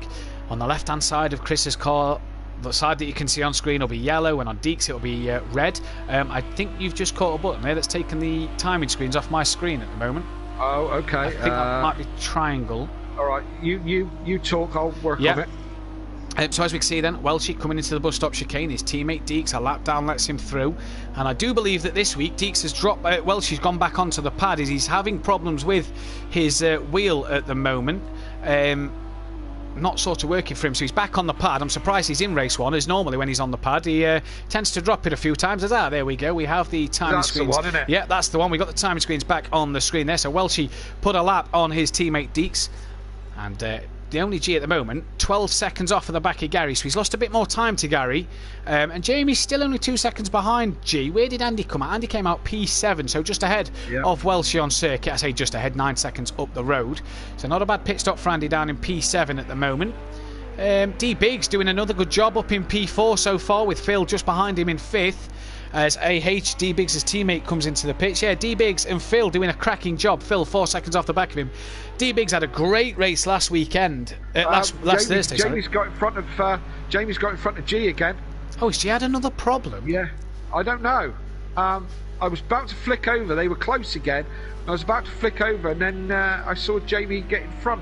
I don't know what happened. If G had another moment or not, that is a strange one then, because G just keeps seeming to lose a bit of time to Gary here over these races, and he's just losing a lot of and also this fight's not going to help him. Andy got in front of Fury, and then Fury got back in front of Andy. So again, I don't know quite what happened there. I don't know if Andy had a moment or what. So we'll take you back on with G as he's going side by side round the outside of Jamie Brazier. Done him, look. Nice. There you go. And easy. Look, so much power. It must be twitchy in the infield is where G's having problems. Well, there you go. Look, his last lap was a 48.6. Oh, into turn one, he's a bit deep again. He's G. 48.6 last time round for the only G then, and a 47.4 for Jamie Brazier. So that shows the difference. G obviously made a mistake somewhere last time out. This is all making good news for Gary. Gary can just be comfortable and very wide again. G on the exit. I know you can take a bit of that, but that was an awful lot he took there. He had a really greedy bite of it, to be fair. Somebody's twitching all over the place. Yeah, that was a laggy Porsche. That's the Porsche in front, the Shake and Bake car. I do believe that's AH, who's down in P11 at the moment. As you see us ride on board with Jamie Brazier. Now, Jamie not been able to close up to G as much as he'd have liked. He'd have probably wanted to get past, because he's going to really lose out to G coming on. Look at how he gets. I love that camera angle, because you see there just how much Jamie closed under the brakes. But he's going to be a city duck here. G is going to go. Just as we speak of Jamie, his girlfriend's in the chat. Come on, Jamie, with a massive love out. She's also at every single one of Jamie's races. I was saying earlier about D Biggs. Great race last Thursday. Took a third and a fifth. And AH's teammate took a third and a fourth. So good points. Emo guy! That's Emo guy who's hit the wall, I do believe. He's span in front of G and has collected G. Oh dear. G's retired. Shocker. G's retired. He's retired. Smashed it right up. That's it. He's out. He's probably not a happy bunny, to be fair. And there's not an awful lot of that left either. No, definitely not an awful lot of that left. G then retiring from the race. What happened there? Emo guy spinning in front of him. That you couldn't make up. And it was a strange place to have a spin on the middle of the straight. Yeah. Very bizarre there. Very bizarre indeed. And the more important thing is, G didn't get to lap 13, so therefore will score no points as not completing the three-quarter distance. Yes, indeed. I wouldn't want to be in a party with G right now. It's probably not a very happy bunny. Unfortunately, we didn't see how it started, but he was certainly coming round to lap Ian. I don't know. Let's say we don't know what happened. We didn't see it on board. So as Fury's keeping Andy very honest as Andy goes wide again. And this is a surprise for me. Since he's been out of the pits, and Fury's been past him a couple of times. He's definitely keeping Andy honest. Yeah, and this is a surprise for me, Kelly, because we commented on the Porsches in qualifying, saying that they just on the Ferraris in qualifying, saying that they just don't look like they've got a lot. But yet, Fury's keeping with Andy, and like you say, keeping him honest. Yes, indeed. And I mean, down in the other Ferrari is a couple of places down, and quite a lot of time, maybe 20 seconds or so, whatever it is, back behind Fury. But certainly, I just Fury, as I said, keeping Andy very, very honest. I don't know if Andy's struggling and or whatever, or Fury's just driving his socks off. I don't know. But he's certainly right there with him. Either way. Andy was very much a front runner in this race. He was. That's not going to help Andy if he was hoping to catch Gary in the pit stop when Gary does his pit stop or anything. But that's possibly brought Jamie Brazier back into this race then. Just spoke to G. Just asked G. No idea. It looked like he turned into the wall and spun. So maybe Emo guys just got. I know sometimes with project cars, it can kind of be a bit buggy where it'll suck you into the wall if you're too close to it. So I'm wondering if that's what's happened, if it's just sucked him into the wall. And obviously that's then what happened. So obviously then having a spin and catching G up in that one, obviously, well, I mean, what can you say? It's not what G would have wanted. Obviously he's going to lose massive points to Gary here. Yes, indeed, and Gary driving a very solid race as we see his teammate and brother a lap down. And he'd just been lapped by his brother. So Little Leach not having the same kind of success as his bigger brother, who's 18 seconds now in front of Big Boy Brazier, who's really in that kind of. What's he got? 3 seconds ahead of D Biggs, who's going along quite nicely. We haven't talked much about him, but he's having a solid race, as you can see, because he's there in the third place in the 146s last lap. So he's going on quite nicely. Phil, also another one we haven't really spoken about too much in the Lambo is going on quite nicely in fourth as well. Now 30 seconds off the lead there, but solid nevertheless. Andy seems to have gapped Fury a little bit. I don't know if Fury's just pitted. Fury's just pitted. He just pitted. That'd be why. That'd be why indeed. So he's done his pit. All a little bit static in the closing stages in the last 5 laps. Just having a look through the comments while we're here. All the Fury massive. Great to see you guys. And as you say, Jamie's girlfriend, and would that be your other half there? That is my wife. Bethany? Yep, that is my wife. Who's a massive Gary fan. Massive Gary fan. Who wouldn't be? You know, why I think she's more a fan of Gary than she is of her own husband at times. You know, well, but that's kind of. I think that's territory we need to leave alone there, Matt. You know, yes indeed. And good to see all these guys. I mean, my Mrs. Haley, she's sitting next to me and she watched all the races keenly. She doesn't comment, but because I do enough talking for the both of us, to be fair. She's shaking her head quite and agreeing with that one. But it's where are we? Quick! Oh, look at this! So we've got Welshie and Dan going at it. And very much going at it. Steady boys. Yeah, easy. Oh, Dan, that's a flash of that's a flash of and Welshie, look, I think has realised that he's done a bit wrong. He's let him back through. But that was the difference of the Lamborghini and the Ferrari that we spoke about. Yeah. We said how Fury was doing so well to keep with Andy, and there's the total opposite. Dan in his Ferrari just couldn't. Welshie just looked like he had the power to pull alongside and go past. Obviously, they had a bit of a touch, and Welshie's gave Dan the place back. Obviously, we know what happened to Dan the other week when Dan let Keegs have the place back. He went straight on at Nürburgring because his tyres were too cold. But, Welshie giving Dan the place back there. And just basing off that fact of the last part of the oval, I wouldn't think it'd take Welshie long, as you can see, to gain on the back of Dan at the moment. Well, let's stay on board for a minute because there's not much else, not too many other battles on track at the moment. So let's just stay on board with Welsh and see if he can reel Dan in. We know that Dan's no slouch, and he knows how to drive the car. He's flashing his lights. He's listening. In front. I think that was kind of to us because we're talking about him. Yeah.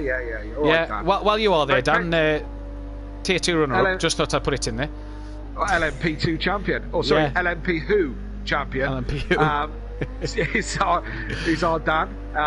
But as you can see, I mean, it's kind of even Stevens through the infield. What I'm interested to see here, as Phil goes into the pits, what I'm interested to see here is if the Lambo gets traction off this corner and reels in the Ferrari along this along the oval section, is what I'm interested to see. Let's take a look now. As you see, Dan did brilliantly through the infield. D Biggs has got back ahead of Phil. D Biggs has pitted and came out ahead of Andy, so Andy's lost that much time battling with Fury that D Biggs has jumped him in the pits, and that Lamborghini didn't seem to get. In fact, Phil has also came out the pits ahead of Andy. That Lamborghini didn't seem to gain on unorthodox like it would suggest last lap. Yeah, maybe you need to be a bit closer in the slip. Those of you who follow Formula One, I believe the slipstream can be as effective as 2 seconds back. Yeah. But in these kind of GTE cars, I don't know if that would be quite such the case, because he doesn't seem to be reeling them in now, does he? No, I'm just looking at the time. I'm just looking at the time at the top of the screen, and he's pulled 2/10 before Danny at the braking zone. He pulled 2/10, just over 2/10 since the bus stop chicane, and it wasn't. I mean, 2/10 is not massive. It's going to take a while to reel him in. As you see there, Phil's came out the pits ahead of Andy, so Andy has lost a lot of time behind Fury, down in P5 now. So that's really hurt him in terms of the race win. Who's left to pit? Gary and Jamie Brazier. So the two leaders left to pit, and I think they'll. I believe Gary will pit and come out in the lead as Big Boy Brazier pits now. So he'll easily pit for. Where will Jamie come out? This is the interesting one. He should come out in front of D-Big, shouldn't he? Really? Because he was... Was he in front? Yeah, he was in front. No, he was in front, as he goes now. Yeah. So where's D-Biggs? We'll see. Is that D-Biggs coming around now? Well, D-Biggs is coming on to... So that's pit entry. The white line there is pit entry that you see on your screen. Jamie's still in the pits. And here comes D-Biggs. Over the timing screens now... Is that D-Biggs gone past? Yeah, D-Biggs has passed him. D-Biggs has done him round turn 1, so D-Biggs up into second place. Well, I don't know. Let's see where Jamie... No, he has. No, he's done him clearly. Clearly done him. Yeah. So great pit stop. D Biggs getting the undercut on Jamie Brazier, working an absolute treat. I don't think he's going to get it on Gary somehow. 51 seconds seems a bit much. But D Biggs, after the back of a good Snetterton, a third and a fifth, after not racing the first race of the season, as the session wouldn't let him in for some reason, we don't know why, he took a sixth, third and a fifth place, and he looks set for another podium in this one. Good consistent driving, and with a championship leader not scoring points, it's driving you need to do to reel in that championship leader. Yes, indeed. So good strategy, and see how well the Porsches are going. Porsche 1 and 2 now. We were saying, well, maybe the Porsche and all that, but seems to be in the right hands. It seems to be going forward. That's for certain, sure. It does, as Gary, the race leader, pits, which means everybody on circuit has pitted then well before the end. Now, is this him coming out the pits? I'd like to hope so. Unless his pit box is at the very bottom. I'd imagine it is, isn't it? Yeah, he's coming out the pit lane now, so Gary's he could put it in cruise control if he really wanted to. He's that far in front. He could stop, have a cup of tea and ice bun, and sign a few a few autographs for the fans while he's there. Right. And have a chit chat to the rubbish mechanics, and still get out in front of D Biggs on this one, as you can see comfortably. With once the timing screen works itself out, there we go, 21 seconds, and he's got 2 laps to go. So I would say Gary's is never say never. And do you know the thing is, right, is he sat there today, and I spoke to him earlier, and he's, I can't see anybody but G winning. In dry conditions, G looks brilliant. In wet conditions, the Porsche handles like a dream. The weather forecast suggests dry all night. Obviously, the weather is a weird and wonderful thing, and anything can happen. But it suggests dry all night. It says it's dry all night. We are in Florida. We are, yeah, exactly. Gary would have dreamed for this. I mean, not G not finishing, so obviously you don't wish that on any opponent. But he was on the grass. Yeah, Andy is on the grass. And Orthodubs and Welshie have got past him. He's got bad damage on that car. Very bad damage. Yeah, he's got something wrong with that. Little Leach. There's a Porsche and Little Leach and Deeks had a bit of a tap there. Little Leach has got past Deeks. That Lamborghini of Deeks looks like it's struggling. Yeah, I was like Gary was saying, you don't wish ill of your competitors, but he always thought G would have the better of him in the dry over the wet. Gary here was like 15 seconds ahead of G before the pit stop, so Gary will be laughing at this race at the moment. It's gone his way. Yes, indeed. And now we're all, as say, into the last stages. I mean, look at where Dan's ended up. Look at Fury. Just as we go on to Fury, he's had a bit of a spin. He's got 7 seconds back to Dan, so he should recover that one and keep his spot. There is Dan in the background, and then you'll see Welshie not far behind Dan. That's interesting, looking at that shot there of Fury with Dan and Welshie in the background. Welshie still doesn't look like he's quite caught up to the back of Dan. There's Dan, there's Welshie, look. Looks like the gap's pretty much similar. 1.92 seconds looks a very similar gap. Yeah, it does. I don't know when they were going door handle to door handle. I don't know if one of them if Daniel had made a mistake and Welsh had got on the back of him or what. We don't know. But just looking at Daniel started out the back and had a couple of had a nasty spin there. Or got involved in something, didn't he, early doors, which put him back again. He's now running in 6th place. I mean, he's a minute off the lead, but he is in 6th place. I'm not sure if that's Gary just behind this two, about to lap them. But, he's done brilliant in that Ferrari. Absolutely. And, never give up. No. Because you don't know how the race is ever going to pan out. As we're on the last lap with Gary, aren't we? We are. He's coming up towards the bus stop chicane now. Just really this tricky section to get right, and then it's home and dry for Gary. And what a race he's had. He's not put a foot wrong. Nice and easy through the bus stop chicane as we go on board with him. He's going to take a blinding win here. He'll be absolutely chuffed with that one. What a job he has done. Not worked out for his teammate, but Gary 131 took the second race win at Nürburgring, second place at round one at the third round at Snetterton, but he's flashing already, and he's going to take an absolutely blinding win tonight. His main title rival not scoring points, Gary 131, will take the race win here at Simplay Motorsport.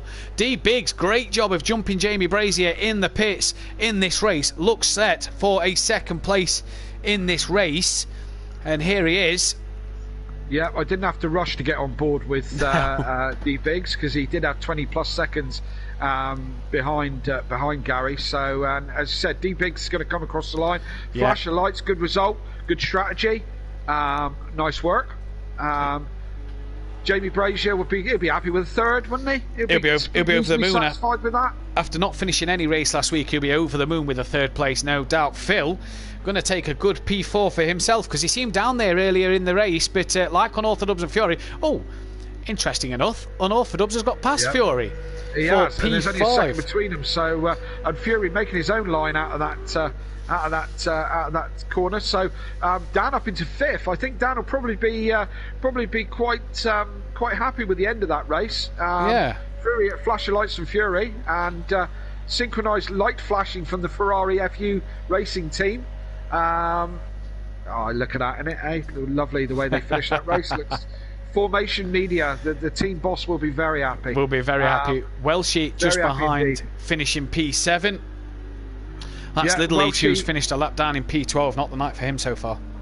Yeah. Peaceful Explosion. A little bit of a shame about Peaceful. He was running so well in qualifying. Ended up 8th, so he's had his fair share of dramas for sure. Keegs there in 9th. These guys are all finished. We're all done. There we go. Yeah, Keegs in 9th. I noticed that Andy actually finished P11 behind AH as well, so it all went horribly wrong for Andy at the back end of that one. He will be able to qualify for race 2. Obviously 15 drivers, so the top 7 cannot qualify in this race, but there's the bottom half of the field. Little each getting 12th. Deeks claiming 13th place, and Emo Guy finishing P14. Obviously a few pit stops early doors were due to dramas and not the way he'd have wanted to go. Yes, indeed. Some nice comments coming through on the stream. A lot of love for Gary. Well done, Gary, from Monkey Boy. Well done, Gary, from Jamie Brazier. Flashy from Fury's mum.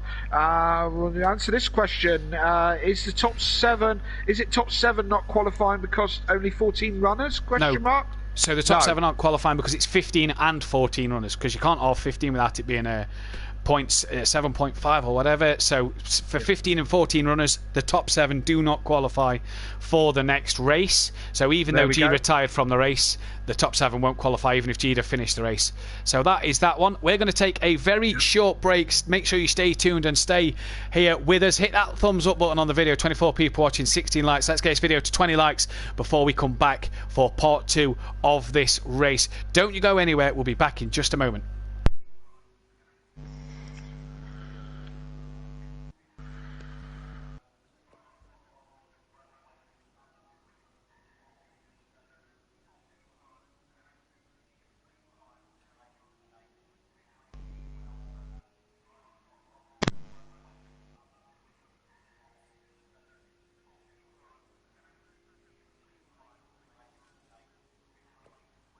And we're gone. We're muted. Right. Well, that was all good, wasn't it? Yeah, poor G thinks that Emo Guy turned into a wall on purpose, he said on his text, but I didn't want to say it out on a live broadcast. I find I don't think G's got an awful lot of love for Ian at the moment. No, it doesn't sound that way from what I've heard.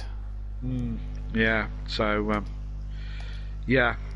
Well, top 3, so let's get Gary. Biggs hasn't got a mic probably, and Jamie in for an interview. Yeah, because it's a second invite. So while I get Gary and...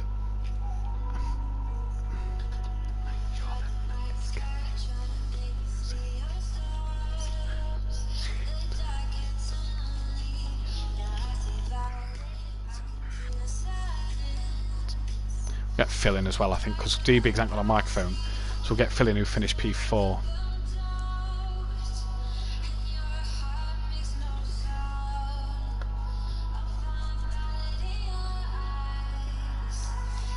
They providing the trophies. Oh, okay. Castle Hill is actually Deke's company who races. I see. Yeah. We'll have to talk about an advert for my company, won't we, at some point? Yeah, of course. Jamie, interviews in a moment, mate. Yep. Sweet. I've had to change the song though with that one. Phil, just got to do an interview, if that's alright, bud. You need to text your mate, by the way, Philip.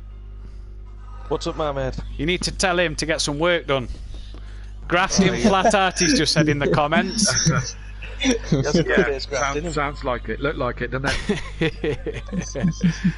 Flat out bit's probably right, but other than that... Other than the grafting bit. Yeah. How we doing, lads? All right. Yeah, not bad. Just going to get you in for an interview because D-Bigs don't have a mic, so I thought I'd get fourth in instead of... So we've got still the 3. Yeah, sweet. Right. 16, who are we waiting on? Because there should be 17 people. Gary, Craig, Welshie, AH Phil, Emo. What's up with you? Double points, please. No, too late. Just waiting on Fury. You can't qualify. Right, I'm just going to take a quick toilet break, so we'll be back in 2 seconds, then we can go live. I do. Yeah. Do you see what happened to G? No, I heard on my brother's playing the stream on his bloody Alexa thing, and I heard something about emo guys spun and took him out or something. So coming down the back straight, emo guy hit the wall, came off, hit the wall again, and then kind of speared across the front of G and just pretty much killed him. Brilliant. Yeah, smashed his car right up. Yeah. G immediately retired. Yeah, I see it immediately retired. Was that just rage, or do you reckon he had too much damage? I would imagine it would be rage. I don't. I haven't heard G lose his cool yet, but you know what this stuff's like. You know what I mean? We've all done it, haven't we? No, what happened there at the start of the second lap? There was I can't remember. Somebody just overtook me and then got wiped out by someone coming down the wrong way. Oh, that was Deeks. I was watching behind. I saw a car come flying across like the infield bit. I was thinking it was. I thought it was Fury at first because Keegs, Peaceful, and him had a incident coming on at the start line. Right. So I thought that was Fury coming back for seconds, but no, it was Deeks and just slammed straight into the front of Keegs. I think he got tapped, which put him onto the grass, and then he went just sideways across the grass and just like no control whatsoever by looks of it. I just saw him back on track. Yeah, I just saw him come sideways and then just hear Keith go, "Whoa, what was that?" That could be anything from your TV turning off by accident, you know, and you just you don't know where you are. Yeah. A good race there, Gary. Yeah, it was alright. I thought Andy went a bit wide on the first bend, and I was like, "Yep, there's my opportunity." Yeah, what happened to Andy anyway? If you qualify, I came out of the pits, I was just in front of him, and next thing I was coming up to lap him. He was battling with Fury, and then all of a sudden Fury pitted. So then he wasn't in a battle. And then all of a sudden, he's just... I don't know what happened. We didn't catch him on the infield with no light. Yeah, we didn't catch it. We just caught him all over the place. Oh dear. Tell you what, Bert. Before I figure out all the drop scores tonight, you lead the driver's standings. 5 points. Yeah. Jamie's up to second. Oh. 2 DNFs as well. Yeah, G will be on pole in this one and absolutely say see you later. So. Yeah. Me and Keeks had absolutely no speed in that first race. Yeah, going down. Craig put the AI in the car. He didn't. He was not happy. Apparently, Keegs or Fury sandwiched him and he got loads of damage. Keegs sandwiched him with emo guy. And then he couldn't request a pit stop. And then when he went in the pit stop, they changed the AI. And then he was like, "Oh, I'm quitting." Fuck knows he was going. Right, we're going to go back live. Alright.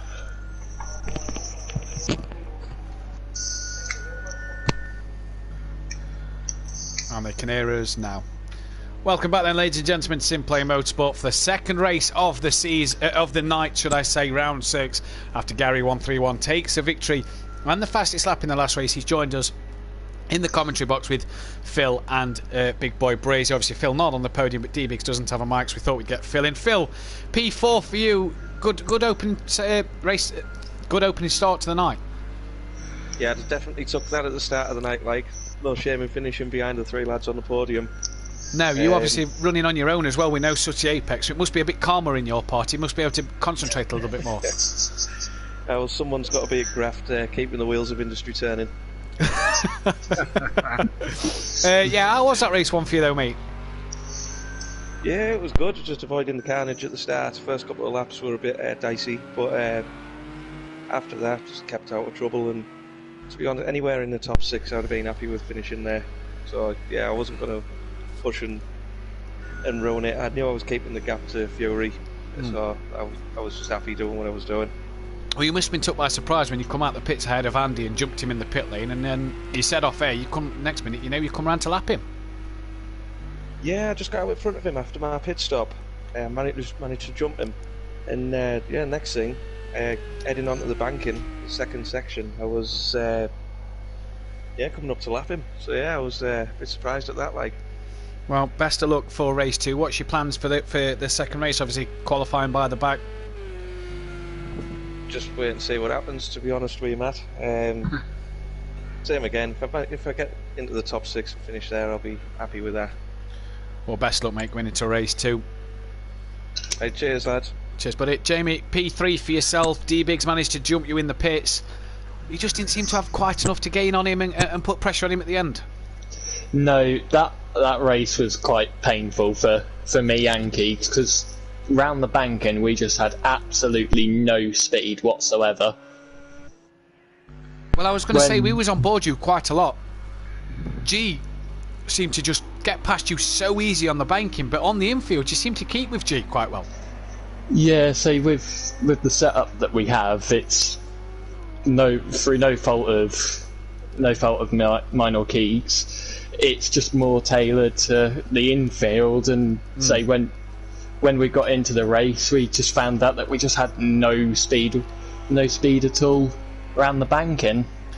Well, you have to, I guess you have to make compromises, don't you, Jamie? You have to decide what's best, is top speed or infield. I mean, at the end of the day, it panned out quite well for you, didn't it? Because the results show that. And as I said, G seemed to just have the legs on you on the banking. But yeah, I mean, the Lamborghini, I mean, generally, is a nice car to drive. I don't think I've driven it myself. Is it nice? Yeah, it's fairly nice. Keith says it's quite tail happy, and it is. But sometimes that's better. Like, yeah. Absolutely. Well, what makes up for Snetterton last week, doesn't it? I wasn't going to bring that one up, but I'm glad someone. Well, if I'd come in last, that would have made up for Snetterton. What was going through your mind when G all of a sudden got hit by Emo Guy? You was right behind that. You're lucky not to have got caught up in that incident. Yeah, I have no clue what Emo Guy was doing there. He was, smashed into the barrier, smashed into the barrier again, and just come across the front of G. And I was so lucky to avoid that. But yeah, I don't know what he was thinking. Yeah. Well, best of luck for race 2. What's your plans going forward? Just try and pick them off where I can, and at the minute Keeks is trying to find a setup with a bit more straight line speed. Well, best of luck, mate, for that one. Yep. Yes, best of luck, Jamie. Thank you.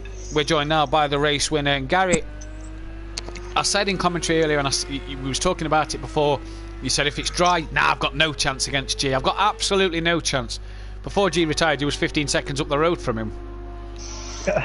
Yeah, it weren't just G. All the boys are quick. I just think it's just confidence for the track, really. I just didn't feel that the Porsche had it, but clearly it has. Well, obviously we've seen last night with Liam Gamer and Rabbit Joe, they seem to have the pace in the Porsche. You've shown pace in the Porsche. You did, I say you did 24-hour, bar the AI being in the car. You didn't because of your wheel cutting out. You know this track like the back of your hand, really, so is that to your advantage tonight? No, it seems a total different race. The track seems totally different. It's handling totally different.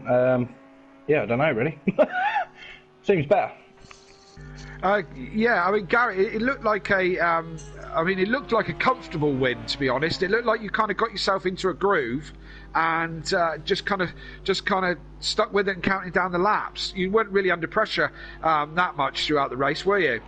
No, which helped me, to be fair, because I was easing off a little bit at the bus stop, which I seem to be struggling with in the Porsche, to be fair. But like I said, if I can get a gap and take it a little bit easier, it makes the job a little bit easier as well. What's your plans going forward for race 2 from the back of the grid, mate? Where are we on the grid? We are Well, you're currently P8, but you should be starting mid-pack, really. Yeah, well, we'll see. Like I said, the outside run here on the roll and start seemed to get a better launch as well, as we found out in the first one, because Andy just shot off and luckily he went wide on the first corner and I managed to sneak through. But yeah, we'll just see how it pans out and see what we can do.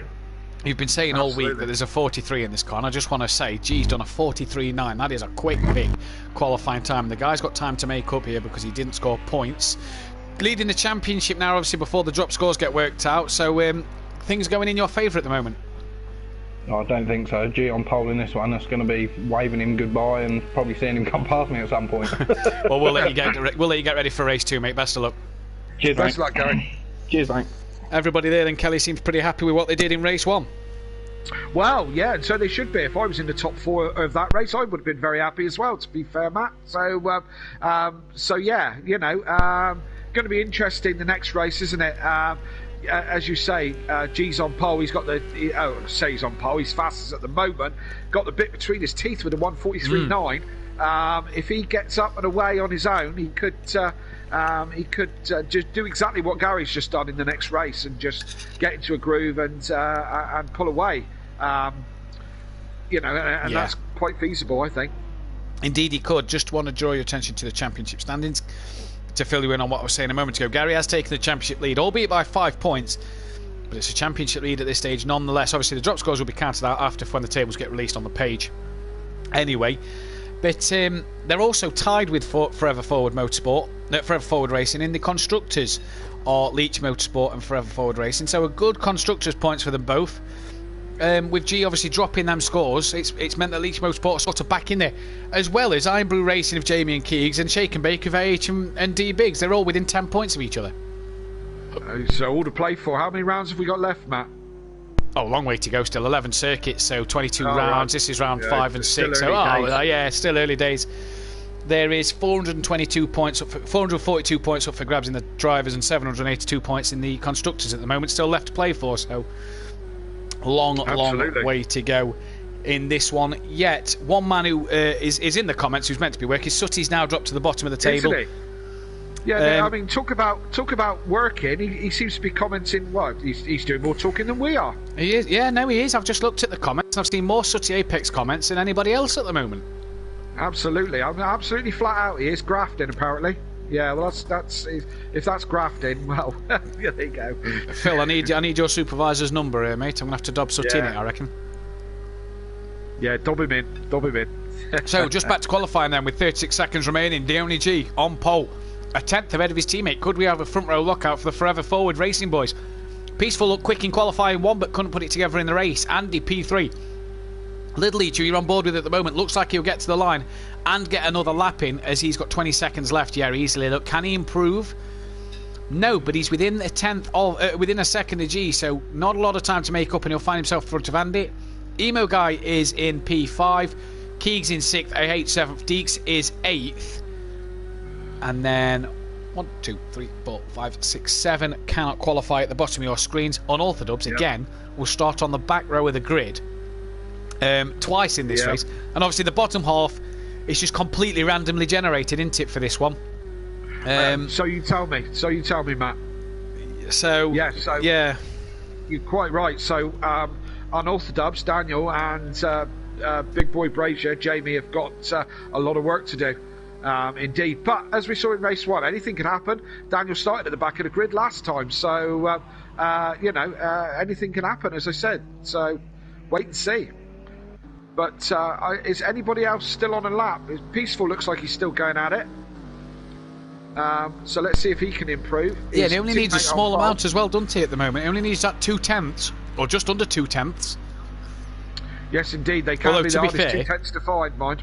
If you just listen there, you hear the pair of Peaceful's Mercedes. I think not far behind him is the pair of G's Mercedes. I think, there he is. So G seems the beneficiary of a bit of slipstream here, maybe. Yes, indeed.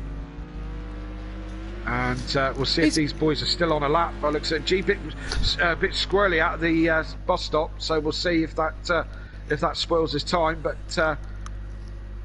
Peaceful's coming round the last bank in, so he'll be onto the straight. G will be wanting to stay in his slip. and we'll see if either of them improve. Indeed, we will. Is Peaceful helping his team out? Peaceful's flashing to the lights. Is that a good thing? We'll never know. We'll never know. Neither of them improved, I don't think. G improved massively. They both did. No, they both did. Look, both in the 42s. Look, wow. Yeah, great lap there from G on pole position. Obviously, no one really challenging him, but front row lockout for Forever Forward Racing then, with G and Peaceful on the front row of the grid. Andy will take a P3, and that's not too bad. P3, P2 and 2 P1s in his last 4 qualifyings. He will be happy with that. He's just got to convert it in the race. Little Each P4. Can he have a better start to this one with Emo Guy down in 5th? Then Keeg 6th, Deeks 7th, and AH down in 8th. Just can't seem to get it together on this track tonight, can AH. And then obviously the randomised grid order for Fury P9. Race 1 winner Gary P10 with Welshie 11th. Phil down in 12th. D Biggs in 3rd, the second place man. Unorthodox P14. Sorry, D Biggs down in 13th, not 3rd. Unorthodox P14 and Big Boy Brazier brings up the final part of the grid. So all to play for at the moment. Indeed, you got to feel for Peaceful, because he must have come over the line just in front of G in the 42s and gone, wow, there we go, I'm on pole, and then a split second later, G's just gone and smashed it. Yeah, it's like the Hamilton effect, isn't it? Yeah. You know, oh look, I'm on pole, no, I'm not. Yeah. So you got to feel for Peaceful on that one. He had it in his grasp, and then along comes G. Really, at that window of opportunity that didn't seem to come. Yes, indeed. But both in the 42s, so these Mercs could get up and go. I say it's feeling like Formula One, isn't it? 2 Mercs on the front row, and two Mercs are the quickest 2 cars on the track. So Do you know what? I was just thinking the same thing. And the gap they had over the rest of the field was very Mercedes dominant as well. Yeah, and I hate to say that, because I'm done with Mercedes dominance. Although I'm looking forward to a Mercedes engine in the back of McLaren for the new season of Formula One. But let's not get distracted into Formula One chit-chat just yet.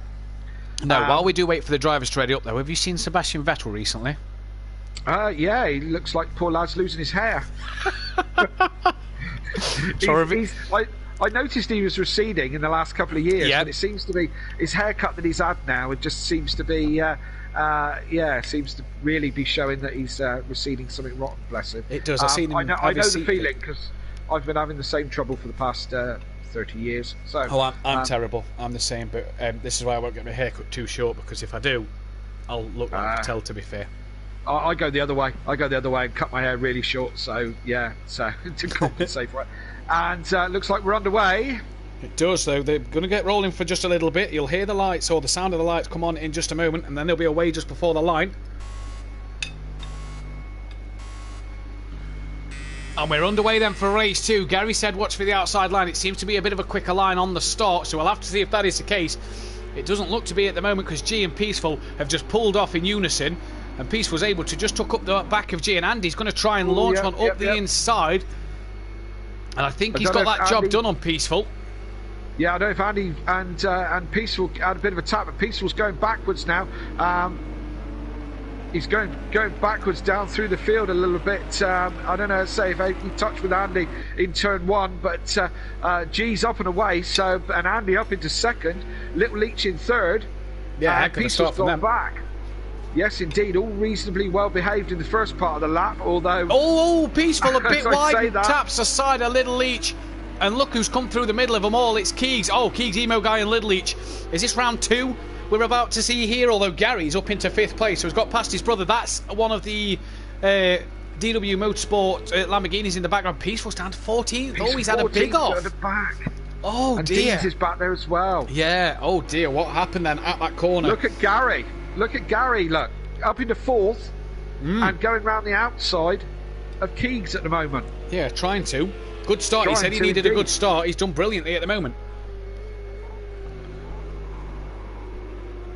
Good move into the bus stop. Little Leach looked like he tried to follow Gary but couldn't get that one done. Gary. Bit of a wiggle Gary there. Lost the back end, took a load of grass there. I wonder if he'll get a slowdown for that one. Although he doesn't look like he's slowing down, does he? Well, the track limits are off for the pro lads, so it's their prerogative to slow down. Oh, I see. Right. Okay. Yeah. as we're on board with D Biggs, and these guys all still in quite close company, being it is only lap 2, so yes, they would be. But the G's already gapped 2.5 seconds. Oh, Craig! Oh, Craig, very wide. And who's that? That's D Biggs, who's had a spin. Oh, D Biggs has been hit. He's had a spin. He's been hit, and I think that was Big Boy Brazier that's caught him. I think Fury got away with that one. And Orthodubs is up into 6th place from the back of the grid as well. So I think Fury may have been involved in a bit of a shunt there on D Biggs as he was obviously sliding wide. Jamie then caught the side of D Biggs. Was Fury and Big Boy Brazier side by side? And that's maybe why Big Boy Brazier has caught the side of D Biggs. But you're right, geez, 2.9, 3 seconds now up the road from Andy. He has gone, checked out early. Gary chasing Andy this time instead of Andy chasing him. Yes, indeed. And this is good news for Gary, although, as you say, G's checked out. But Gary's up into 3rd, and that's points for the championship. You don't need to win them all to win the championship. You just need to be consistent. Be a Colin Turkington or a Fernando Alonso, and be consistent with your racing, and that's exactly what Gary's doing. Although Gary is right beside Andy now as they come down into the chicane. Oh wow! And Andy has to yield. Round the outside. Yes, and Gary goes up into 2nd place, and now he can set about getting after G. Even if he tucks in behind him, it'll be a net gain over the whole evening on points. Yeah, it really will. Yeah, really will. And Andy just looked like a sitting duck coming into that bus stop chicane. We'll see if he can keep Gary in the slipstream. Oh, look at the difference in the speed. But look at the power of the Lambo. Look, he's dragged him back in. He's done brilliant at the moment. He's not dragged him back. He kind of did drag him back in, and then he's not seemed to just... That momentum's just seemed to fall away, hasn't it? He seemed to really reel him in, and then it just sort of stopped. Run out of puff, didn't it? Like the Lamborghini just run out of... As if it just hit the top speed, and that was it. Big Boy Brazier in the pit. So has he got damage then? We saw him... We think he hit the side of D Biggs, and they're both in the pit. So is that big damage? Excuse me, for both of them too. D Biggs is looks like he's got a snub-nosed Porsche. He's redesigned the front end somewhat, bouncing it off off somebody. Look at Peaceful back into 8th. Lap 3. He was at the back of the grid, remember, 3 laps ago. Yeah, well, this Mercedes has got pace. We've seen it's got pace in both their qualifying times. Peaceful has just been unlucky in both races. We didn't see what quite happened as to why he dropped so far down the order on the first lap, but he's making good progress. I think he got tagged and spun round in the 2nd or 3rd corner there, so I think that's what happened to him. But keep an eye on Peaceful. He's up into 7th now. He's just done Fury, and now he's looking upon on Dan, who's a couple of seconds up the road. But if we know the difference, keep an eye on Peaceful. Indeed, if we know the difference between the Mercedes and the Ferraris, that Mercedes should, unlike what we said with Walshy and Dan in the first race, that Mercedes should pull on that Ferrari. In fact, look at the difference in the closing speed now. Yes, indeed. Look at the closing speed on that. He's made up from when I mentioned 2 seconds ago. He's now made up that time, and look at it. Dragging that Ferrari in. It's just going into that time's just being. You're listening to the stream, Dan. He's right behind you. Right behind you. He'll be right in front of you in a moment. Right behind you. Look at that as he drives that Ferrari in. And Dan's a sitting duck. Yeah, Dan goes to the inside to try and defend the, I'd say, lower part of the oval. But look, it's just gone. Yeah, that's some quick car. He's got that set up beautifully. That is a beautifully quick car at the moment, pulling like a dream, should I say, down that oval section. This might be where Dan has a chance, in his Ferrari in the infield. Let's have a look here and see if Dan can get anything done on Peaceful. Goes out wide. He's going to try and tuck back to the inside of that corner. Do you know one thing I love watching Dan? Maybe he's not. When I watch him. Do you know one thing I love about watching Dan when I watch him following another car? Is he doesn't seem to pressure them too much. No, Daniel he's a very patient driver. He'll patiently sit and wait for a mistake, like Peaceful looks like he's made there. And there you just see Dan just looking up the inside, thinking, is that my opportunity? That's probably opportunity gone, because the minute they hit this oval, Peaceful's going to be gone, Dan. But, I say that. And Dan. Yeah, Dan's finished. Dan, that wasn't your fault. No, he's finished the inevitable there. Peaceful was already around, and then Dan just gives him a tap to finish the job. I was going to say, you saw it twice, did Peaceful just loses the back end, and Dan's so patient that then he'll attack the car. And that's really bizarre because, as I've mentioned with Daniel being a BMX racer, as Emo Guy gets past Daniel there, again, probably just on pace, just power. And to be fair, Daniel probably didn't have a good run out of that corner. So out of that last corner, and as they go really close together to the chicane, I don't know if Emo Guy just kind of lost it a little bit there, but Daniel caught back up on him.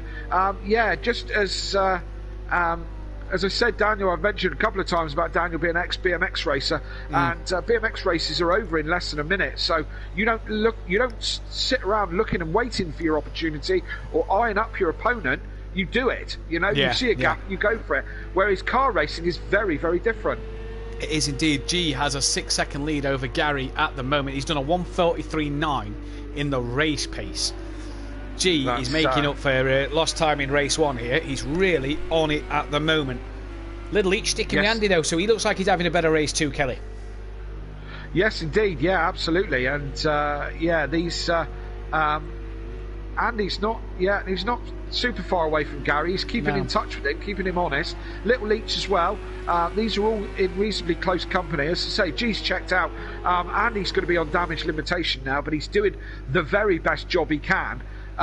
When G's on it, he's formidable, and he's extremely difficult guy to catch. And I can only assume that with G, I don't know if this is true, but it's like poking a tiger and provoking it. G's been provoked because he's not scored points in race 1, and now that Mercedes is a beast on its own, as we can see anyway. But they've unleashed the beast, and G's just gone.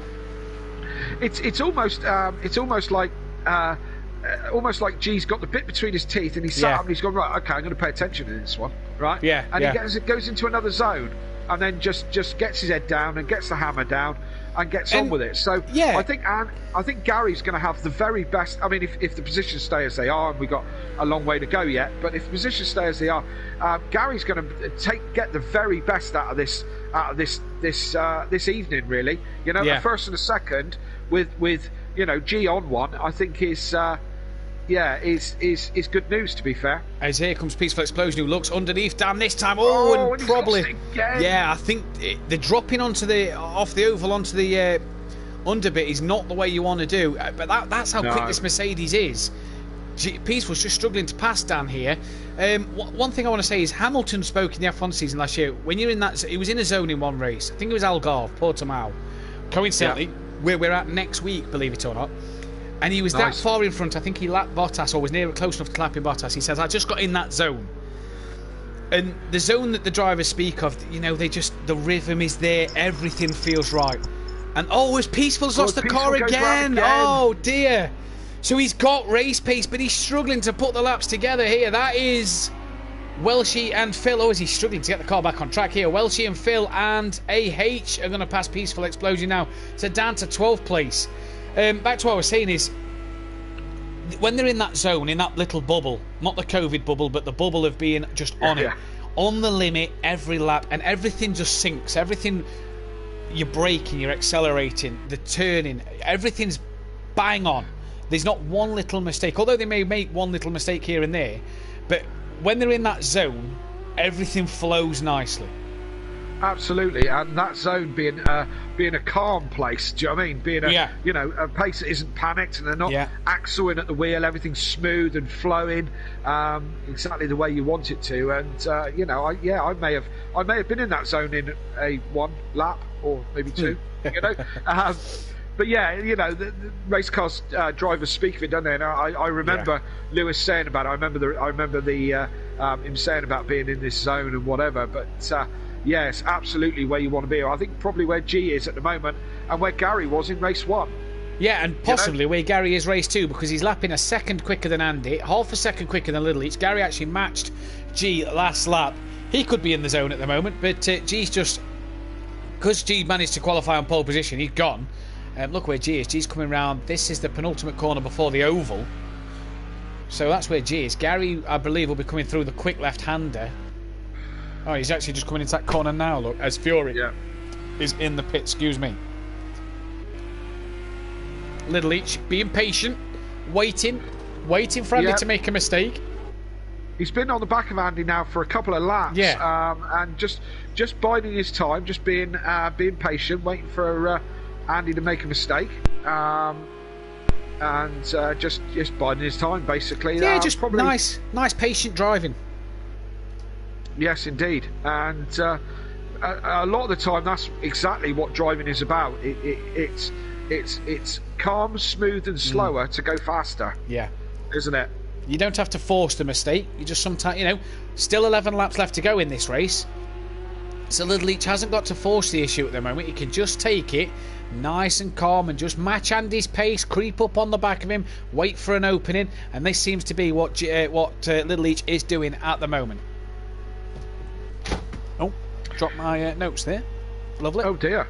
Yeah. Oh dear. Steady on, Ted. Got them back. Just looking in the comments, Ariel said a 1:43.2. Yeah, what was that? Who did a 1:43? That was G's qualifying time, I do believe. That was G. Oh yeah, it's qualifying. Yeah. I actually think it was 1:42s, wasn't it, in the end? I'm not quite sure. I thought it was. Yeah. Anyway, but nice to see you, Ariel. Thank you for commenting, guys. If you want to comment, please do. Whatever you want to comment about, if you want to talk about the sport trash, then please do so. Usually we end up talking touring car at some point. Although incidentally, I booked tickets for Thruxton this week. Oh, that's brave. That's brave. Yeah, I know it is. First round, which is 100 days away. Sorry, 100 days. I saw a touring car tweet out today. 100 days today till the touring car starts. So 100 days until you'll be there.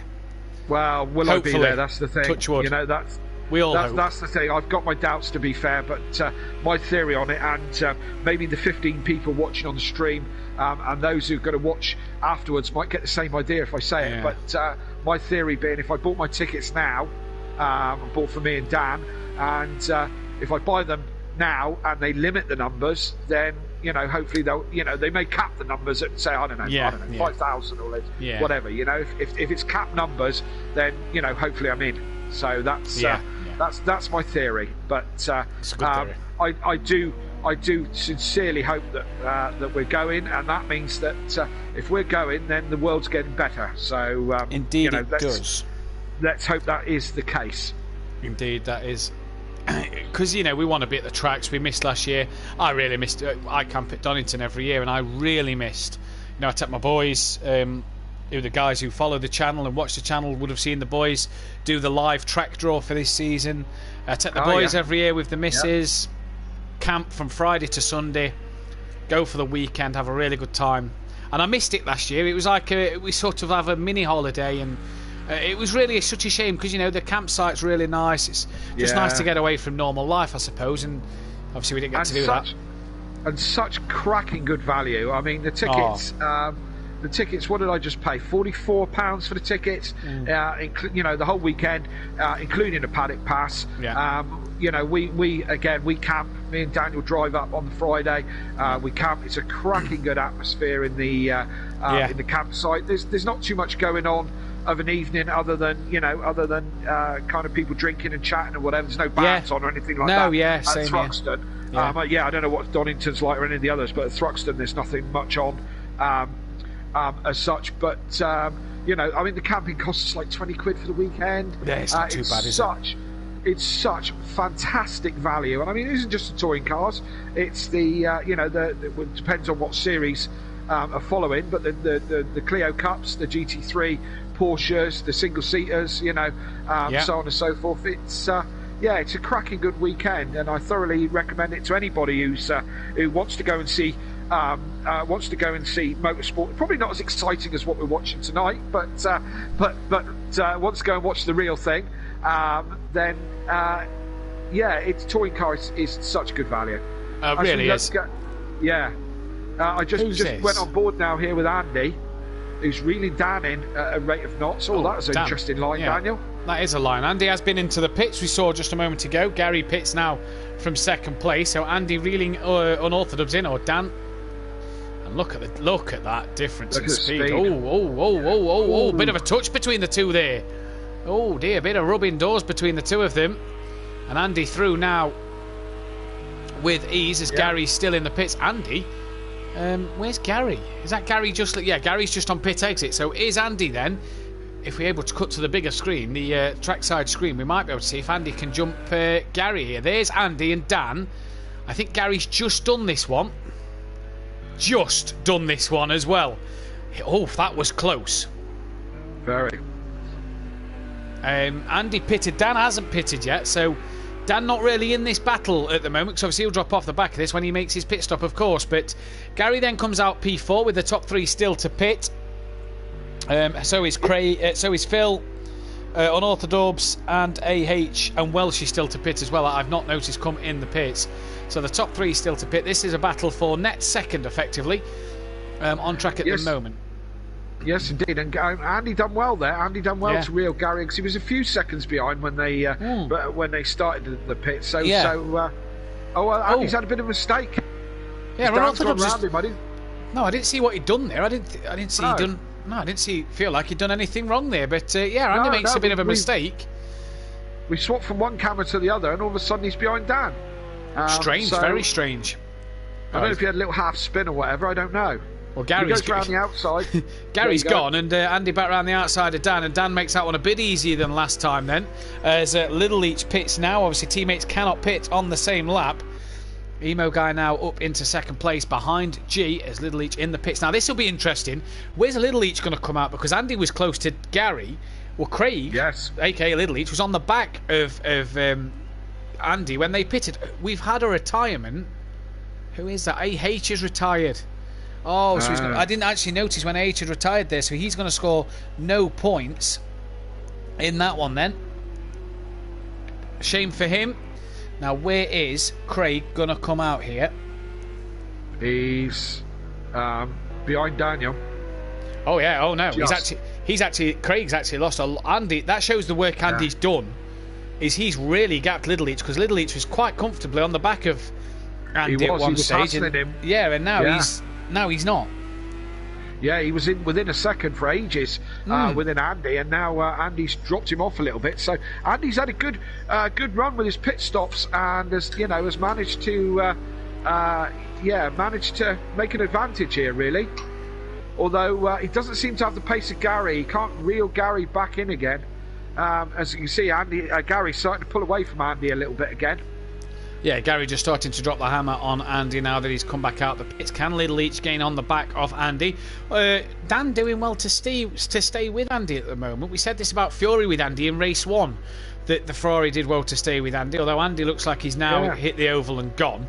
I wonder if the Ferrari gets better as the race goes on. I wonder if it potentially. I wonder if it warms its tyres nice or whatever. I don't know. Yeah, we'll have to keep an eye on Dan. Obviously, Dan's still got to pit, so Little Leach should effectively overtake him. Just looking who else has pitted. Keegs has pitted as well. So can Keegs get in front? Keegs is in 8th place, just behind his dad at the moment. So a bit of a father-son bond. I'd hate for Keegs to take his dad out, because no doubt the you may see Keegs disconnect. It happens. Me and Dan have been there many times. Having a quick look at the comments, Fury's granddad, fingers crossed for all of us on that one, Kelly. Yeah, absolutely. I presume you're talking about us being in a normal world again and not in this rubbish that we're living through at the moment. We're all hoping that by this summer we can all get back out there and start enjoying life again. Sooty Apex flat out at work. Do some work, man, isn't it? Absolutely. He must be busy tonight. G did that time in the race. Scat, bless him. G did a 30... Working to the bone. Indeed. G did a 39.9, I do believe. Or a 43.9 in the race, I do believe he did. So, cracking job from G. Unorthodox has pitted then and has released Keegs into P7. Welchie just in front of Keegs then. Not yet pitted. This man not making the progress we've seen. He's made a couple of mistakes tonight, and there is Unorthodox. There he comes. Now, actually, this is a battle that's been happening for quite a while. Peaceful's tried to pass Dan twice, on both occasions a span. Peaceful must be sick and tired of the back end of that Ferrari. He must indeed. Seen it a lot. But it's nice to know he's not lost too much pace, because he's back on the back of Unorthodox here, so he's kind of where he was before his pit stop. For poor old Peaceful, I think it's a case of what could have been, wouldn't it? Yeah, because he's definitely got the pace in that car.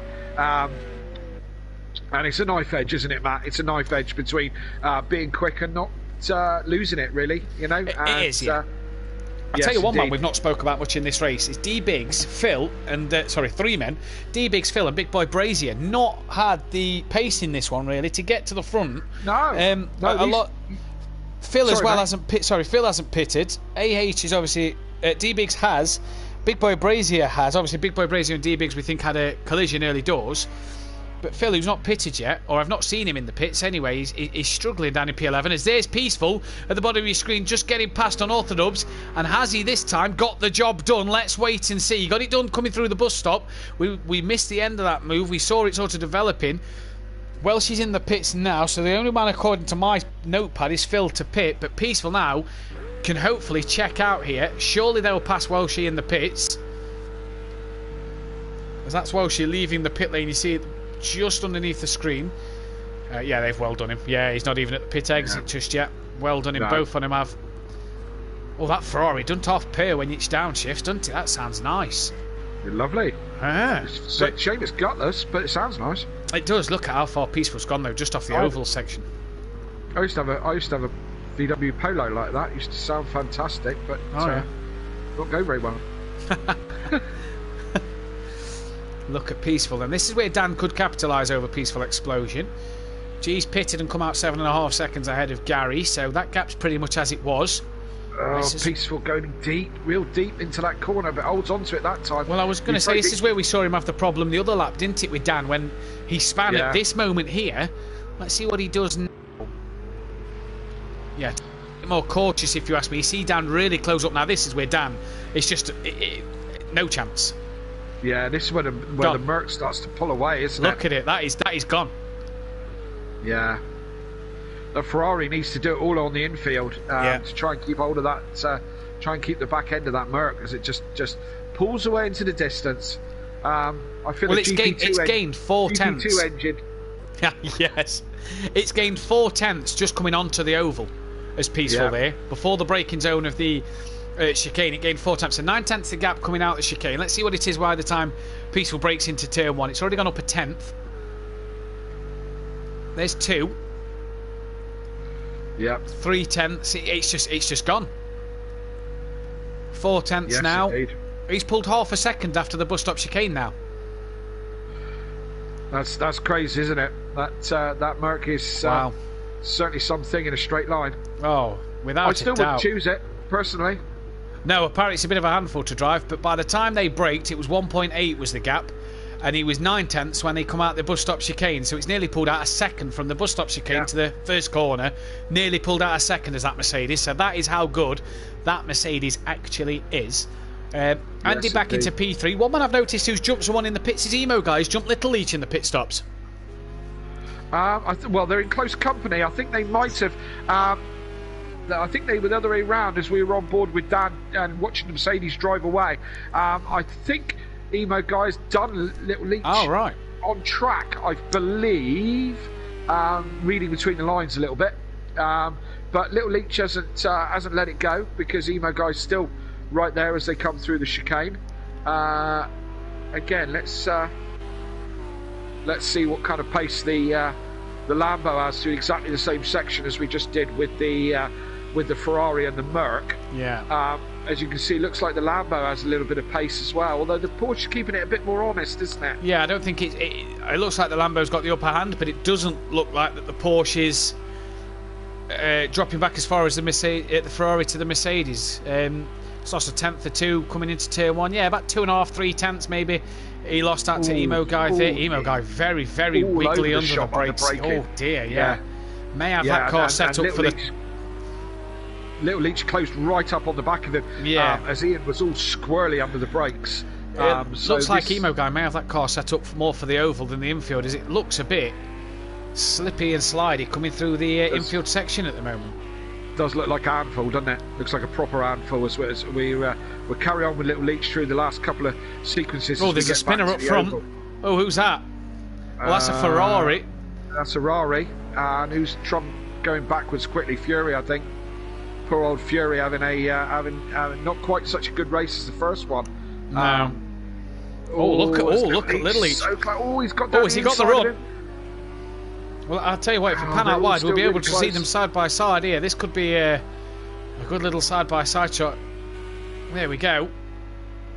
Look at that Lamborghini though. Even without that slipstream, that Lamborghini's just able to just pull out enough there, we see, over the Porsche to just get back in front of Little Leach.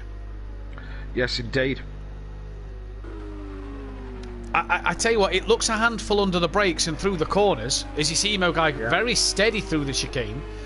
But the minute they hit the oval, Emo Guy looks gone. So I wonder if he's just tweaked to set up more for better top speed than better in the corners. But he's gone here. And it looks like if Little Leach is to get this done, he's got to get it done on the infield or the bus stop chicane. Yes, indeed. And he's running out of time to do that with a couple of laps left. He is indeed. We're on lap 16 of 17, and G has been in the lead. I don't think we've seen G once in this race by the start, to be fair. Little Leach then. There he is. Again, doing a bit of a Lewis Hamilton. We spent the whole race talking about everybody else because the guy out in front is just really going round and round in circles all on his own. Yeah, he's too far in front is the only G. Yeah, and Gary there in second is what they're 7-8 seconds in front of 8 seconds up the road from Andy. He's 5.5 up the road from Emo Guy. Yeah. Who's got Little Leach right on the back of him? He's got Little Leach right on the back of him. The only other thing going on is Daniel is. I thought he was going slowly there. It was just a camera angle. He's all over the back of. Jamie Brazier has passed him. Hello, Dan. Yeah. Nice flash the lights. I'm spoke to my boy today. He's probably having an absolute meltdown over that Ferrari and saying what a pile of crap it is. You know. Yeah. Don't do that around the Devosi. But yeah, he's probably moaning about that Ferrari. I spoke to him today, so he's just trying to get the best result he can out of this car, I think. Yeah. I believe if Dan goes again next year, next season, he'll probably pick something else, to be fair. But, well, I know he was in the Porsche last year and looked quite good in the Porsche when he picked that one last year, running as an independent as well. So obviously he had free reign over the car. Little Leach show. This is the battle for the 4th and 5th spot on track, and again Little Leach just not able to get past Emo Guy at the moment. No, he's keeping Emo Guy honest, but he's just not got enough pace to reel him back in again, has he? Emo Guy just seems to stretch his legs enough on the oval that by the time it gets to the infield, Little Leach closes in too late. By the time he's closed in, they're back on the oval again. Yes, indeed. Oh, look at him under the brakes here. On the brakes, look. That turn 1 is a real problem for Ian, isn't it? Yeah, he's struggling through turn 1 with that Lamborghini, and this is where Little Leach now needs to capitalise on the last lap. We'll jump on board with G in just a moment. Little Leach is going to have a look around the outside then. He can't get that one done there. Although Emo Guy doesn't seem to have got a great exit on that corner, if you ask me. No, we'll just have a look where's G2 on the lap. We don't want to miss the end. Coming up. I think he's coming up. I want to say he's coming up to the bus stop chicane. Yeah, it's hard to tell there, isn't it? Oh, Welsh's in the pits and he's got a time penalty. Oh, what's happened to Welsh? There's a Ferrari. That is Fury, I reckon. Fury, yep. G coming up to the bus stop chicane. Have I missed Phil pitting somewhere? Because I've not got him down as pitting, but it would have made him pit last lap. It would have told him mandatory pit stop to pit. So I reckon I missed Phil pitting at somewhere. If those in the comments get your chat voting for driver of the day at the moment, I'm going to give mine to Gary, a first and a second. He's been absolutely brilliant, but you can take nothing away from this man in this race, as he's been absolutely fantastic himself. The only G disappointing race 1, but he's going to take the race 2 victory by a good margin of 10 seconds, and G takes the race win then here for round 6 of Simplay Motorsports GT3 Pro Series. A great win for the only G. Yes, indeed, and Gary's 6 or 7 seconds behind there. He comes in second place. Andy with a solid third. Yeah. He'll be reasonably happy with that. He's flashing his lights, I would say he was. Little Leach not quite able to get onto the back of Emo Guy just at the end there, as Emo Guy does some acrobatics at the end and smashes up his Lamborghini, because he can do that in a virtual world. Little Leach there in 5th. Keegs will come across the line. Good result that for Keegs. 6th. Sorry? Good result that for Keegs. That's his best result of the season, that one. Not too bad. Big boy Jamie Brazier there is going to finish off in 7th. Daniel, again, I would say reasonably solid, considering where he started. I don't think he can be unhappy with P8. I think Big boy Brazier 7th with Unorthodox taking a P8. I think, solid result. D Biggs slides across the line for a P9. What could have been for this guy, Oh, yeah. Tell me about... Oh, he got past Unorthodox earlier, so we didn't actually see what went wrong with Peaceful Explosion, is he? Yeah. He's obviously had another mistake. Yeah, he's obviously had another mistake somewhere and hasn't got through Phil, P11, not the second race he'd have wanted. Welshie. Nice, going to be interesting. Yeah, came into the pits late, so must have got a 10-second penalty. But he's 47 seconds ahead of his teammates. That's not really going to affect him at the moment. Struggled in this one, I think. These Welshie and Deeks, they got a P7 and 13 between them, and now they're 12th and 13th again for Deeks. So not the night for them too. Fury, obviously, P14 AH didn't finish in this one. Who got the fastest lap? I think it's just mine and your vote for Gary for driver of the day at the moment, because no one else seems to have got one in. Fastest lap, G, 43.9. Easy as you like. Yes, indeed. So the only G then, fastest lap of the race for that one. Kelly, pleasure having you alongside me as always. Yeah, my pleasure, Matt. It's always I always feel privileged to come over and commentate here on Simplay. Do the likes thing, guys, so on and so forth. You know, I thought tonight was I thought it was grown-up racing tonight, Matt. Does that make sense? Yeah, there was a few bits of argy-bargy lap one in both races, but the rest of it seemed very very professional. Yes, indeed. We're getting a couple of comments back now for Gary. Gary being driver of the day. Jamie Brazier saying Gary for driver of the day. Michael Matthews driver of the day. Gary. So you've got to be really. He's made the best out of the evening, hasn't he? Michael Matthews there had the pace but kept running out of talent. Waste of the double points tonight. Yeah, not the double points that Peaceful would have wanted to take tonight. It's bumped him up the championship a little bit, but it's not what he's done. Gary, though, fantastic racing, a first and a second. Brilliant racing from Gary all night. G unlucky in race one, what could have been maybe for him. Andy as well, a good P3 after a dismal first race. Emo Guy, a good P4 after a dismal first race. And likes of Craigs and Keegs as well. Them 4 or 5 guys have seemed to have better second races after a poor first race of the night. Yes, indeed. So, as I say, a grown-up night tonight. I thought it was. I thought the racing was all very grown up and all very professional tonight. It really was. Well, it's been a pleasure, Kelly, having you in the commentary box. Guys, 18 people watching, 16 likes. Let's get them thumbs up on the video. Let's try and get it to 20 likes just before it goes off of air. Thank you all, though, for tuning in. We'll be live next Wednesday and Thursday night from 8 PM on the Simplay Motorsport channel for our Pro and Pro-Am series around Portimao in Algarve. Where the weather forecast at the moment doesn't look great, I must say, but we'll obviously keep our eyes in what can happen in a week's time. But from all of us here at Simplay Motorsport, thanks for tuning in. Take care and good night. Thank you. Good night.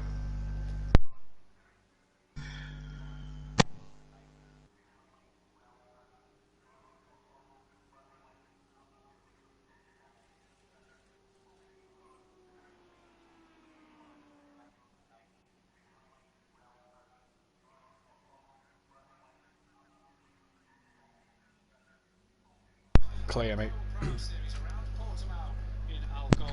All good. Sweet. Good race. Good commentary again. Cheers, buddy. Yeah, I thought that was.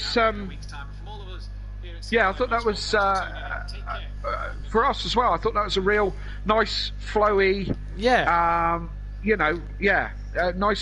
Nice evening. As I say, good commentary and not too much rubbish talk, but nice and relaxed. I thought nice and chilled. The racing was good. A few bits at turn one on both lap ones. You're going to get that though when it's close quarters like that, especially on a tricky turn one like we've had. But or turn two, should I say? But yeah, no, good all round. I felt. Yeah, indeed. I thought it was exactly what I said. Just a very professional night on all levels, really. Yeah, no, it really was really good. Apart from that, Jamie Brazier. I mean, what's he all about, really? Do you know what I mean? What's the guy about? You all right, Jamie? Yeah, I'm alright. That had a lot more fun in that one. Oh, D-Biggs got spun at turn one, and when I came to go up the inside of him, and he just pulled across in front of me. Yeah, I saw him spin, and then because of that pit wall, you can't actually see it on the stream. No. Next thing, D-Biggs is in the air, and I see you and Fury's car, so we wasn't sure on who'd hit who. Yeah, he just kind of like come across the front. One of them, isn't it? One of them. Right, Kelly, pleasure. I'm going to shoot. Yes, mate. To finish my tea because I've only had half my tea, so I'm going to finish that. Yeah, absolutely. I'm back. I'm back for the touring car. Yeah, I'm back for the touring car.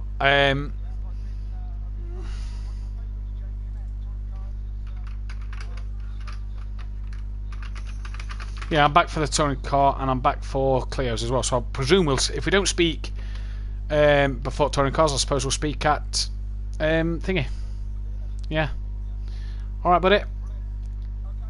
Catch you later, mate. See you later. Bye.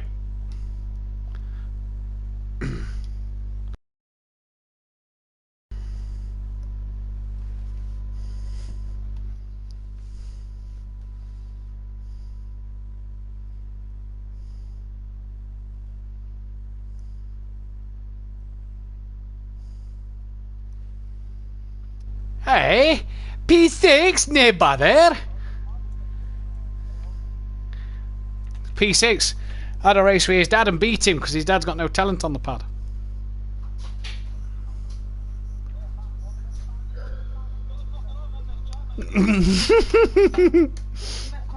I'm going to make a lobby now, mate, if you want.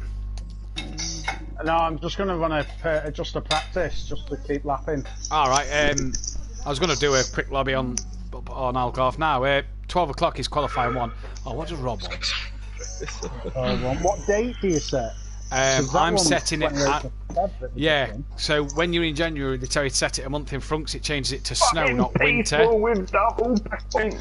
So I'm going to set it to the 3rd of Feb. It should set it to normal stuff. The 3rd of Feb? Yeah. Yeah. You setting up some Algarve practice? I'm setting up some Algarve practice now. Yes. Good, I'm going to have a quick toilet break. How long are you running it for, Matt? Are you going to put it like an hour or something? I can do, mate, if you want. If everyone's up for that. Because otherwise, by the time you warm your fucking tyres up, you need to fuck off. Yeah. Well done, Chris. If you're doing that. How you doing, Bill? Yes, Rob. Just finished, mate. No, 2 hours. 2 half-an-hour races and then a half-an-hour quali with gaps in between. So no, 2 hours, mate. Did you not watch? What a prick. You subscribed, aren't you? Again.